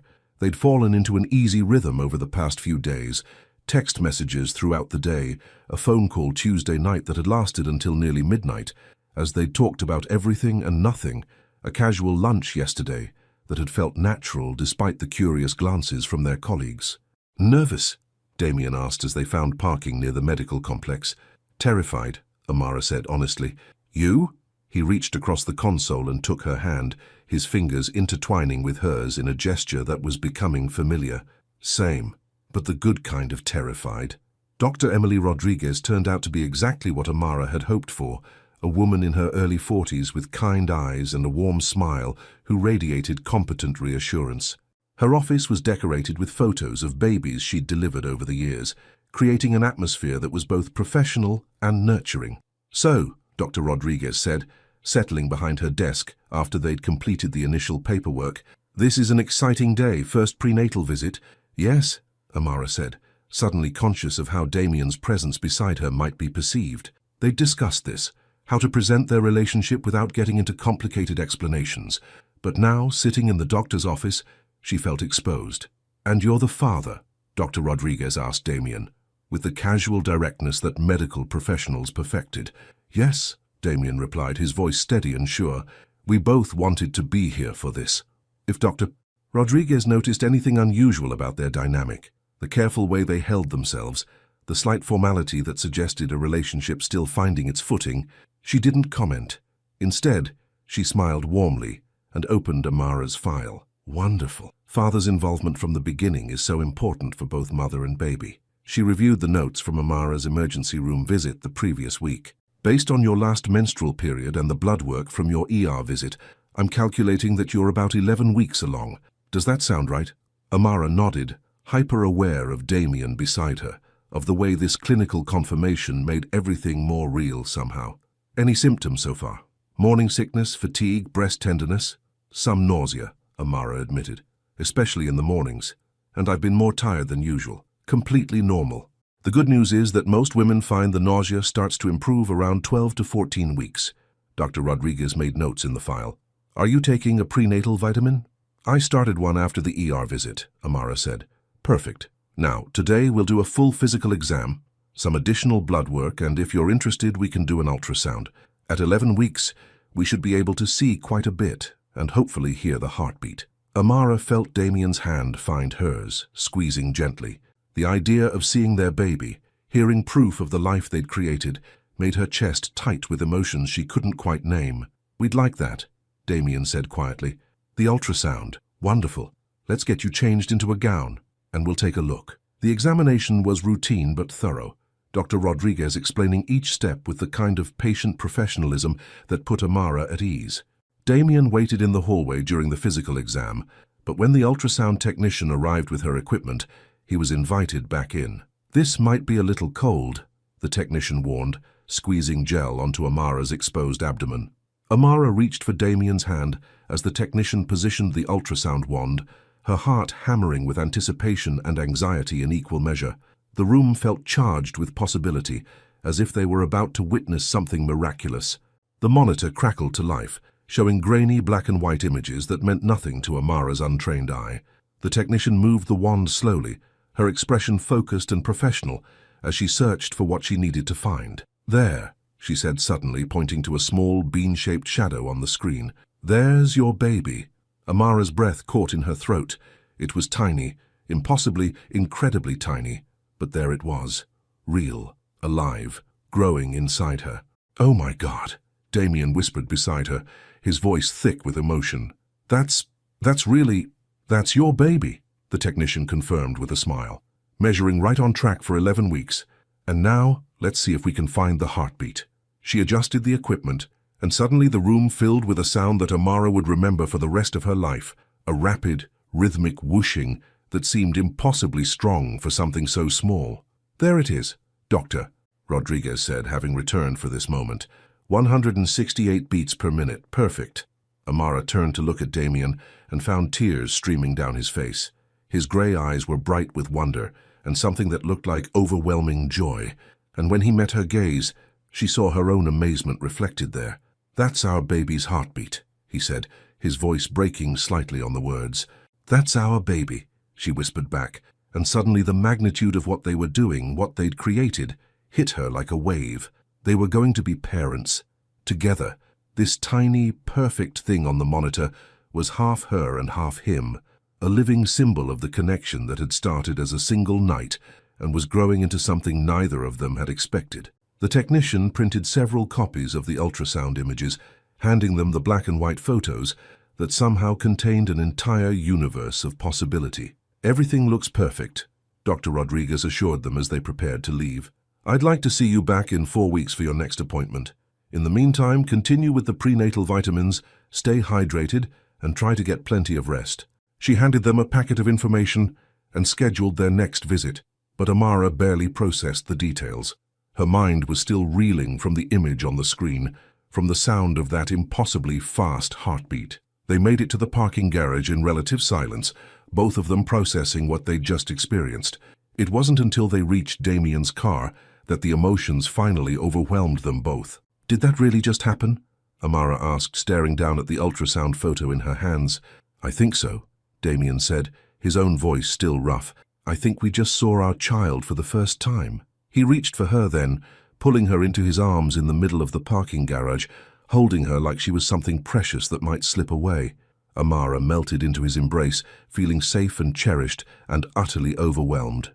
I love you, he whispered into her hair, the words coming out like they'd been waiting months to be said. I know it's crazy, I know it's complicated, but Amara, I love you, both of you. The confession hit her like lightning, illuminating corners of her heart she hadn't realized were dark. This wasn't the desperate passion of Chicago, or the tentative rebuilding of the past week. This was something deeper, more profound. Love that had grown from shared vulnerability and mutual understanding, and the miraculous reality of creating life together. I love you too, she said against his chest, the admission feeling like coming home. I've been trying not to, but I love you too.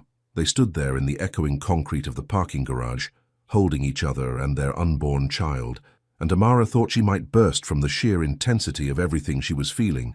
What happens now? She asked when they finally pulled apart. Damien cupped her face in his hands, his thumbs brushing away tears she didn't remember starting to cry. Now we figure out how to do this, together, all of it, the pregnancy, the baby, us. We figure it out as we go. What about work? The promotion you mentioned, the company? We'll make it work, he said, with the quiet confidence that had built Sterling Pharmaceuticals from nothing. Whatever it takes, however complicated it gets, we'll make it work. The drive back to her apartment was different from the trip to the hospital, charged with new understanding and weighty with the reality of decisions that needed to be made. But beneath all of that was something warm and solid, the knowledge that they were in this together now, completely and without reservation. Stay for dinner? Amara asked as they pulled up outside her building. I could cook, or we could order something. I'd love to, Damien said, and the simple acceptance felt like another small miracle in a day full of them. Her apartment felt different with him in it again, not just as the man who'd brought her home from the hospital, but as the man who'd just heard their child's heartbeat, who'd told her he loved her in a parking garage and meant it with every fiber of his being. They ordered Thai food and ate it sitting on her couch, the ultrasound photos spread out on her coffee table like treasure maps to their future. Every few minutes, one of them would pick up a photo and stare at it in wonder, as if they couldn't quite believe what they were seeing. 10 fingers and 10 toes, Damien said, studying the grainy image with the intensity of a scholar examining ancient texts. It's too early to see that, Amara laughed, curling up beside him on the couch. Doctor, Rodriguez said we might be able to tell the sex in another month or two. Do you have a preference? He asked, wrapping his arm around her and pulling her closer. Healthy, she said immediately. That's all I care about. You? Same. Though, he paused, a soft smile playing at the corners of his mouth. I keep picturing a little girl with your eyes and your stubborn streak, or a little boy with your determination and your complete inability to delegate, she countered, laughing when he looked offended. I can delegate, he protested. You once spent 3 hours redoing a presentation that was already perfect because you didn't like the font choice. The font matters, he said seriously, then broke into a grin when she rolled her eyes. Okay, maybe I have control issues. Maybe, she teased, but the lightness of the moment was everything she hadn't known she needed. They talked late into the evening, about names and nurseries and the logistics of balancing careers with parenthood. They talked about their fears and their hopes, and the way hearing that heartbeat had changed something fundamental inside both of them.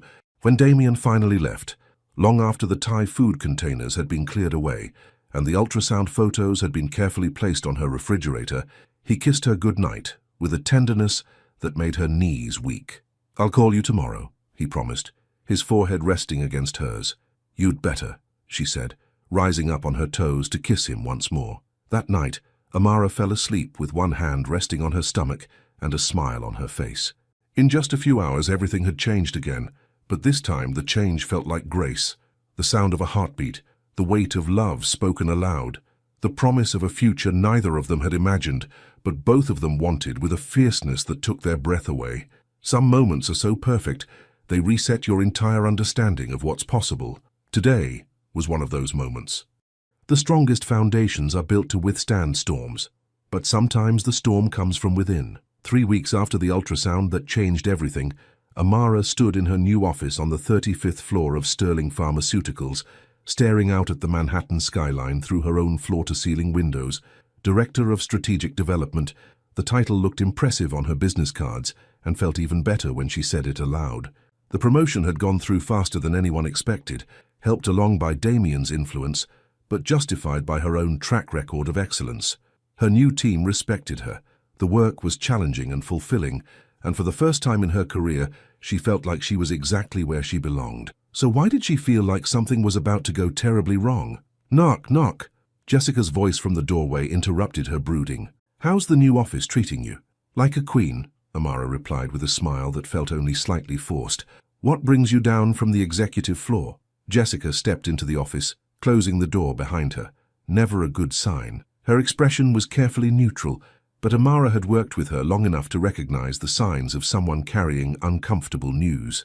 There's been some talk, Jessica said carefully, settling into one of the chairs across from Amara's desk. About your promotion, about the timing. Amara's stomach dropped, though she'd been expecting this conversation for weeks. What kind of talk? Nothing malicious, Jessica said quickly. At least not yet. But people are curious about how you went from assistant to director in less than 6 months. And then there's... She trailed off, but Amara knew what she wasn't saying, the way Damien looked at her now when he thought no one was watching. The carefully professional distance they maintained in public that somehow felt more intimate than touching. The way his voice changed when he said her name during meetings. People are talking about me and Mr. Hawthorne, Amara finished. Jessica nodded reluctantly. It's just speculation right now, but with your promotion coming so soon after that board meeting where you got sick, she shrugged helplessly. People are connecting dots. The irony was suffocating. They'd been so careful. Amara had moved departments. They maintained professional boundaries in public. They'd done everything possible to avoid exactly this situation. But love, it seemed, was harder to hide than either of them had anticipated. What are they saying exactly? Amara asked, though she wasn't sure she wanted to hear the answer. That maybe your promotion wasn't entirely based on merit. That maybe there were other factors involved. Jessica's expression was sympathetic but concerned. I don't believe it for a second. I've seen your work, I know how brilliant you are. But perception can be reality in corporate environments. After Jessica left, Amara tried to focus on the strategic planning report on her desk, but the words blurred together as her mind raced with implications. Everything she'd worked for, everything she'd built, could be undermined by whispers and speculation. The respect of her colleagues, her professional reputation, her carefully constructed career, all of it suddenly felt fragile. Her phone buzzed with a text from Damien. Dinner tonight. I have something I want to discuss with you. She stared at the message, anxiety twisting in her stomach. His tone felt formal, almost distant. Was he having second thoughts? Had the rumors reached him too? She typed back, of course. My place at 7. Actually, could we meet at my apartment instead? I'll cook. The request was unusual. They'd been spending most of their time at her place, which felt safer, more neutral. His penthouse was intimidating in its perfection, a stark reminder of the differences in their lives that they'd been carefully ignoring. See you at 7. Damien's apartment was everything Amara remembered from the one time she'd been there for a work event. Sleek, modern, and utterly impersonal. Floor-to-ceiling windows offered panoramic views of Central Park, and the furnishings were expensive but cold. It felt more like a luxury hotel than a home. Hi, he said when he opened the door, but something was different in his greeting.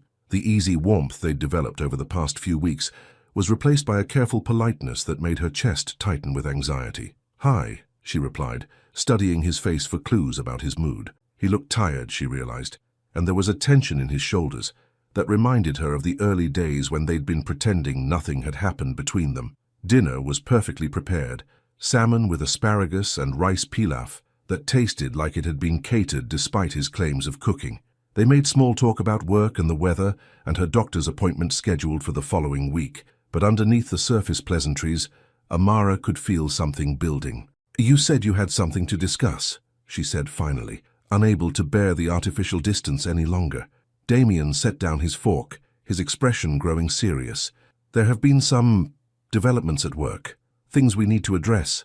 If this is about the rumors, you've heard them. His sharp interruption confirmed her worst fears. Jessica mentioned that people are talking about my promotion, about us. She met his gaze steadily, refusing to show how much the speculation hurt. "I assume they've reached you as well." "The board is asking questions," he said quietly. "Nothing official yet, but Ronald Hartley pulled me aside today. He wanted to know if there was any truth to the speculation about our relationship." "What did you tell him?" Damien was quiet for a long moment, and when he spoke, his voice carried the weight of decisions she could sense but not understand. "I told him that our personal and professional lives are completely separate, that your promotion was based solely on merit, and that any suggestion otherwise was both unfounded and inappropriate." It was the right answer, the professional answer, but something in his tone made her stomach clench with dread. "But?" she prompted. "But he made it clear that any perception of impropriety could damage both of our careers, and more importantly, it could affect Sterling's reputation and our shareholders' confidence." The careful way he spoke, the return to corporate language, felt like a rejection even though his words were technically supportive. "Damien, what are you trying to say?" He stood abruptly, moving to the windows that overlooked Central Park. His reflection in the glass looked stark and isolated, and when he spoke again, his voice was carefully controlled. "I think we need to consider stepping back, publicly at least, until after the baby is born, until the situation stabilizes." The words hit her like physical blows. "Stepping back how?" "No more dinners, no more personal contact during work hours. We maintain complete professional distance until—" "Until when?" Amara's voice was rising despite her efforts to stay calm. "Until the rumors die down? Until people stop being curious about our lives? That could be months, Damien, years." "I know it's not ideal." "Not ideal." She stood as well, anger and hurt warring in her chest. "3 weeks ago you told me you loved me. You held me while we listened to our baby's heartbeat, and now you want to pretend none of that happened because some board members are asking uncomfortable questions. It's not that simple. It's exactly that simple." The professional composure she'd maintained all day finally cracked completely. "You're choosing Sterling over us. Again, just like you did after Chicago, just like you'll do every time things get complicated." "That's not fair," Damien said, turning to face her. His grey eyes were stormy with emotions he was clearly struggling to control. "I'm trying to protect both of us. Your career, my company, our future." "Our future?" Amara laughed bitterly. "What future, Damien? The one where we sneak around like we're ashamed of each other? The one where our child grows up wondering why Daddy can't acknowledge that he loves Mommy? It's temporary. Nothing is temporary with you." The words exploded out of her, carrying months of suppressed frustration and fear. "You said you'd quit Sterling for me, but the moment there's actual pressure, you're asking me to hide. You say you love me, but only when it's convenient, only when it doesn't threaten your precious corporate empire." Damien's face went pale, but his jaw set in the stubborn line she recognized from boardroom battles. "You knew what you were getting into when we started this. You knew the complications. I knew we'd have challenges. I didn't know you'd run away the moment things got difficult." Tears were streaming down her face now, but she was too angry to care. "I didn't know that the man who claimed he wanted to build a family with me would be willing to sacrifice our relationship the moment his board of directors started asking questions. I'm not sacrificing anything. I'm trying to find a way to make this work that doesn't destroy everything we've both built. By asking me to disappear. By asking me to pretend that the father of my child doesn't exist." She grabbed her purse from the counter, her hands shaking with rage and heartbreak. "Well, congratulations, Damien. You found your solution. I'll make it easy for you." "Amara, wait." "No," she said, heading for the door. "I've spent my whole life being disposable to people who were supposed to care about me. I won't do it with you, too." "That's not what this is." "Isn't it?" She turned at the door, meeting his eyes one last time. "Because it feels exactly like being abandoned. Again." The elevator ride down to the lobby felt endless, each floor bringing a fresh wave of pain as the full implications of their conversation settled over her. She'd been a fool to think this could work, to believe that someone like Damien Hawthorne could choose love over power when push came to shove. By the time she reached her apartment, the anger had given way to devastating hurt. She'd opened herself up completely, trusted him with her heart, her body, their child, and at the first sign of real adversity, he'd chosen Sterling Pharmaceuticals over their family. Her phone rang almost immediately after she walked through her door. Damien's name on the screen made her chest ache, but she declined the call. It rang again 5 minutes later, then again 10 minutes after that. Finally, she turned it off. She was sitting on her couch, staring at the ultrasound photos still attached to her refrigerator, when the reality of her situation truly hit her. She was alone again. completely alone, carrying the child of a man who apparently loved his company more than he loved her. The irony was crushing. She'd spent years building walls to protect herself from exactly this kind of abandonment, and she'd torn them all down for Damien. She'd believed him when he said she could count on him, when he promised they were in this together. She'd been wrong. Outside her windows, Brooklyn settled into evening quiet, but inside her apartment the silence felt deafening. Tomorrow she'd have to face the office, the rumors, the careful speculation of colleagues who were probably right to question her relationship with their CEO. Tomorrow she'd have to figure out how to build a life as a single mother while working for the company owned by her child's father. Tonight, she just had to survive the crushing weight of her own broken heart. The ultrasound photos smiled back at her from the refrigerator, a tiny bean-shaped reminder that some loves create consequences that last far longer than the love itself. When the foundation cracks, everything built on top of it threatens to fall. But sometimes the strongest structures are forged in the aftermath of collapse. Sometimes the most powerful men in the world have to lose everything to discover what actually has value. Damien stood in his empty penthouse, staring at the spot where Amara had been standing just minutes ago, and felt his entire world collapse. The silence that followed her departure was deafening, not just the absence of her voice, but the complete vacuum left by her presence. The apartment, which had always felt like a sanctuary of success and achievement, now felt like a mausoleum to his own cowardice. I've spent my whole life being disposable to people who were supposed to care about me. I won't do it with you too. Her words echoed in his mind like an accusation, and with devastating clarity he realized what he'd just done. He'd taken the woman he loved, the woman carrying his child, the woman who'd trusted him with her heart despite every reason not to, and he'd made her feel disposable, just like everyone else in her life had done. His phone buzzed with a text from Ronald Hartley. "Appreciate your professionalism earlier. These situations can be delicate, but maintaining appropriate boundaries is essential for everyone involved." Damien stared at the message, and something inside him snapped. Appropriate boundaries. Professional distance.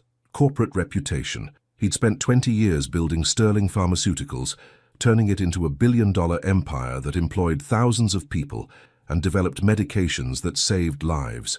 He was proud of what he'd accomplished, proud of the legacy he'd created from the ashes of his parents' death. But what good was any of that if he'd just destroyed the only thing that had ever made him truly happy?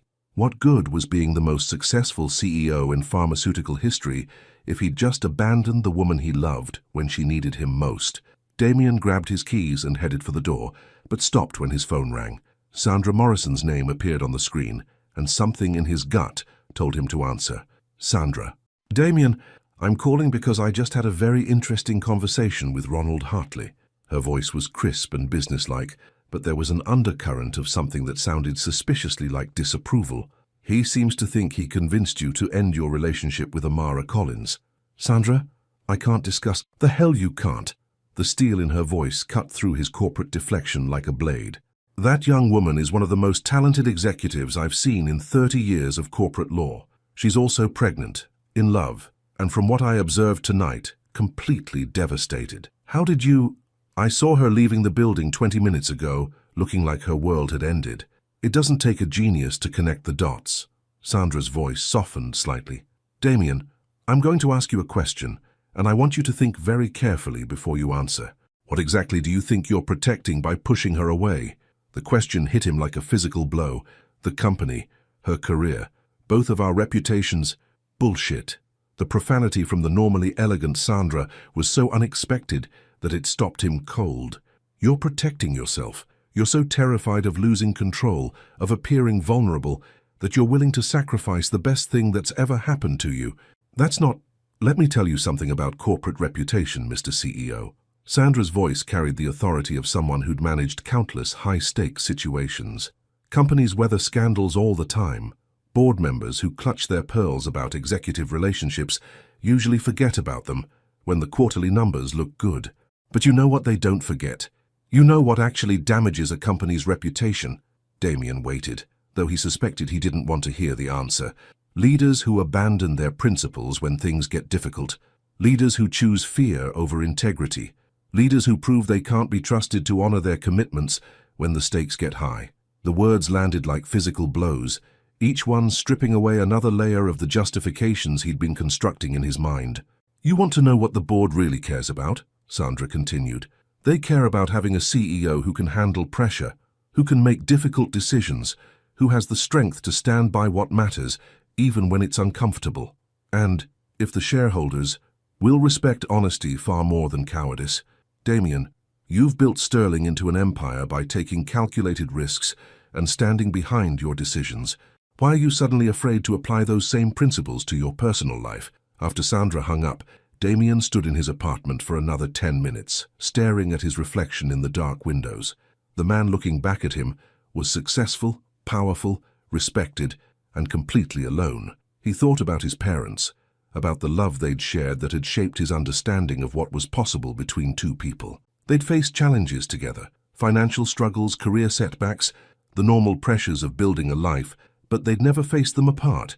They'd never chosen safety over love. His father had once told him that the most important decision a man ever made wasn't about his career or his money or his reputation. It was about who he chose to stand beside when the world got difficult. Damien had just failed that test spectacularly, but it wasn't too late to retake it. The emergency board meeting Damien called for 8 o'clock the next morning raised eyebrows throughout Sterling Pharmaceuticals. Emergency meetings were usually reserved for crises, hostile takeovers, FDA investigations, catastrophic product failures. Not for the CEO to make personal announcements. The boardroom filled slowly, members arriving with expressions ranging from curiosity to concern.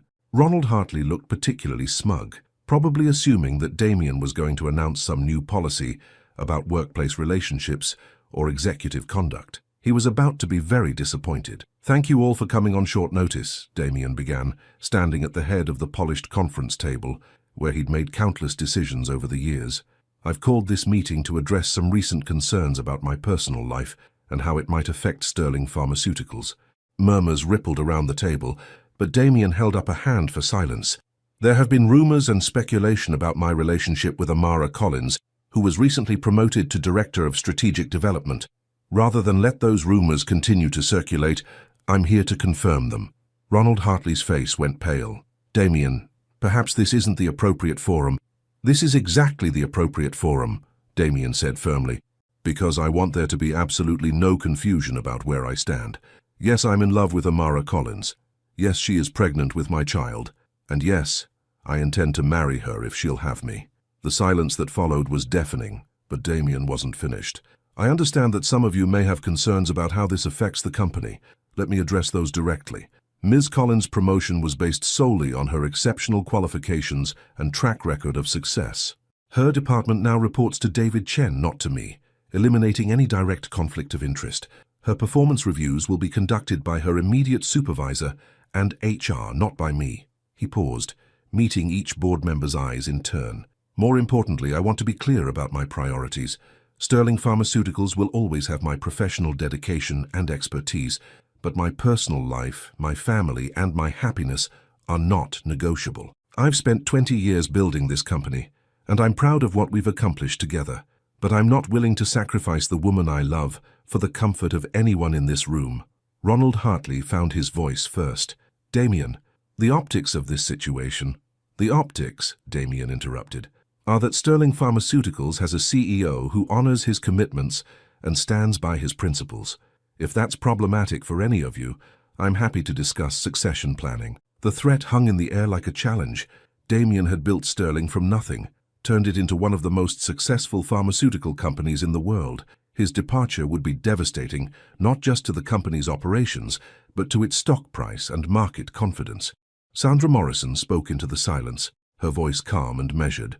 "I think what Damien is demonstrating is exactly the kind of leadership we want in our CEO. The ability to handle complex situations with integrity and transparency, the strength to make difficult decisions and stand by them." Several other board members nodded, and Damien could see the tide turning in his favor. These were business people, after all. They understood calculated risks and long-term strategy. "Are there any other concerns?" Damien asked. When none were raised, he moved toward the door. "Then, if you'll excuse me, I have a very important apology to make." Amara's new office felt like a prison, as she tried to focus on the strategic planning documents spread across her desk. She'd barely slept the night before, alternating between rage and heartbreak until she'd finally given up on rest entirely. She'd arrived early to avoid the curious glances of colleagues who might have heard rumors about her abrupt departure from Damien's apartment building the previous evening. The last thing she needed was more speculation about her personal life. Her assistant knocked and entered with her morning coffee. Decaf now, another reminder of how much her life had changed. "Ms. Collins? I hate to interrupt, but there's someone here to see you. If it's Mr. Hawthorne, tell him I'm in meetings all day," Amara said without looking up from her papers. "Actually, it's Sandra Morrison from legal." Amara's head snapped up.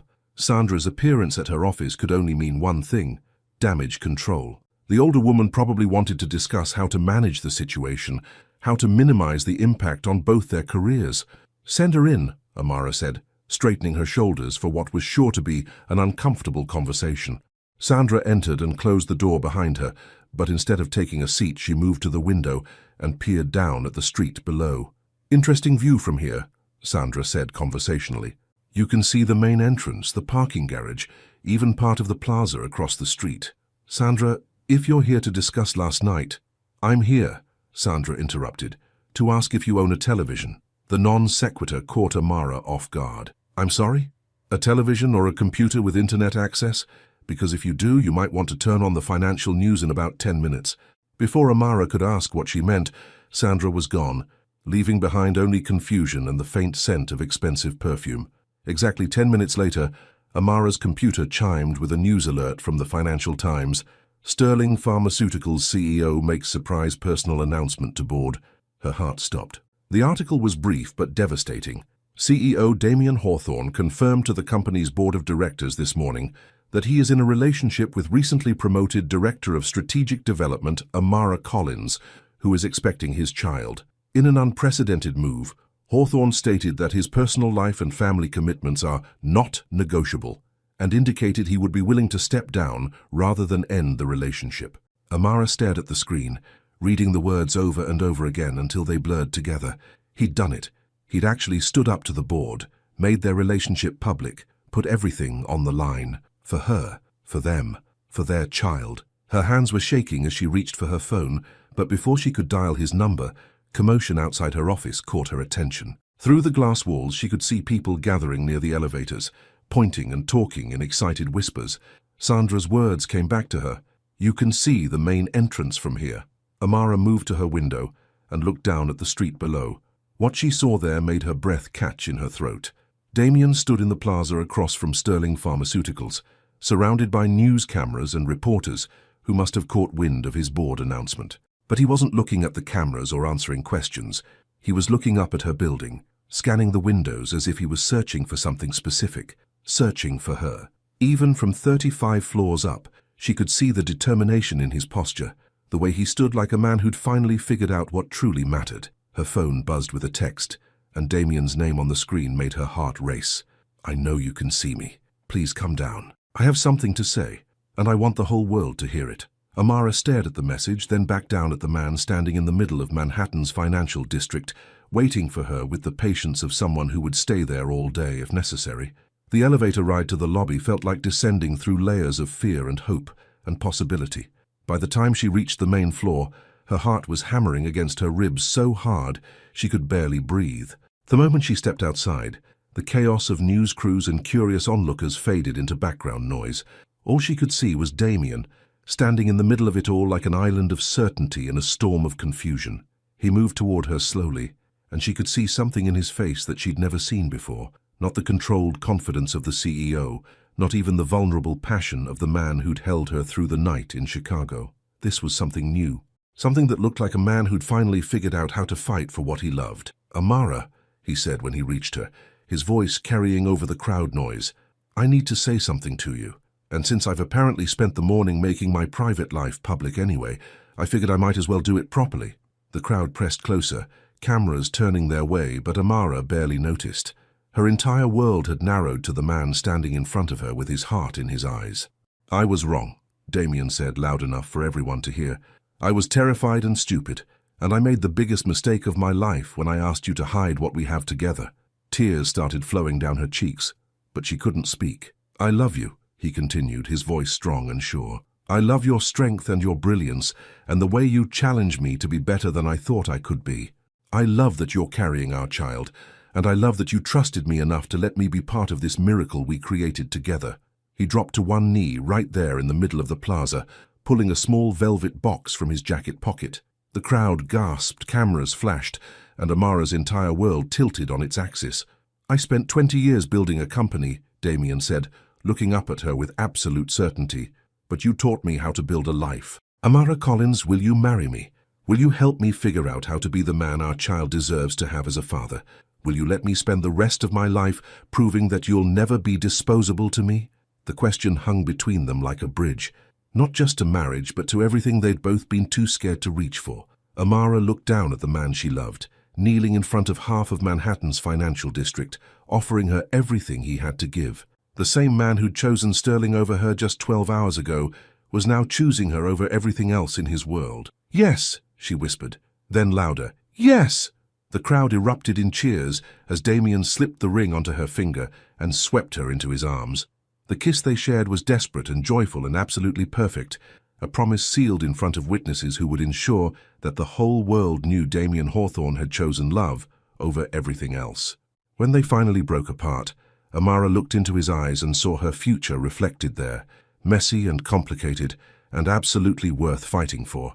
"I love you too," she said against his lips, "even when you're an idiot." His laugh was pure joy. "Especially when I'm an idiot, I hope, because I'll probably be one again." "Probably," she agreed, "but we'll figure it out together." As camera flashes captured the moment for posterity and the sounds of celebration filled the Manhattan air, two people who'd almost lost everything discovered that some loves are strong enough to withstand any storm, including the ones we create ourselves. Sometimes the grandest gestures happen in the middle of ordinary Tuesday mornings. Sometimes the most powerful men in the world have to fall to their knees to find their strength. And sometimes love requires a leap of faith in full view of everyone watching. Final message. Amara and Damien's journey reminds us that true love isn't about perfection. It's about choosing each other again and again, even when fear tries to pull us apart. Sometimes the greatest risk is opening your heart, and sometimes the most powerful gesture is admitting when you're wrong and fighting for what truly matters. Their story shows us that love doesn't always follow the rules, but when it's real, it's worth breaking every rule to protect it. From a single night in Chicago to a public proposal in Manhattan, they proved that some connections are too powerful to deny, and some loves are worth every risk. What would you have done in Amara's place? Would you have said yes to Damien's public proposal after everything they'd been through? Your participation means a lot to the channel. Please share your thoughts in the comments. Thank you so much for watching until the end. If you enjoyed this story, don't forget to subscribe to the channel, leave a like, and comment your thoughts. Your participation is very important to us. See you next time.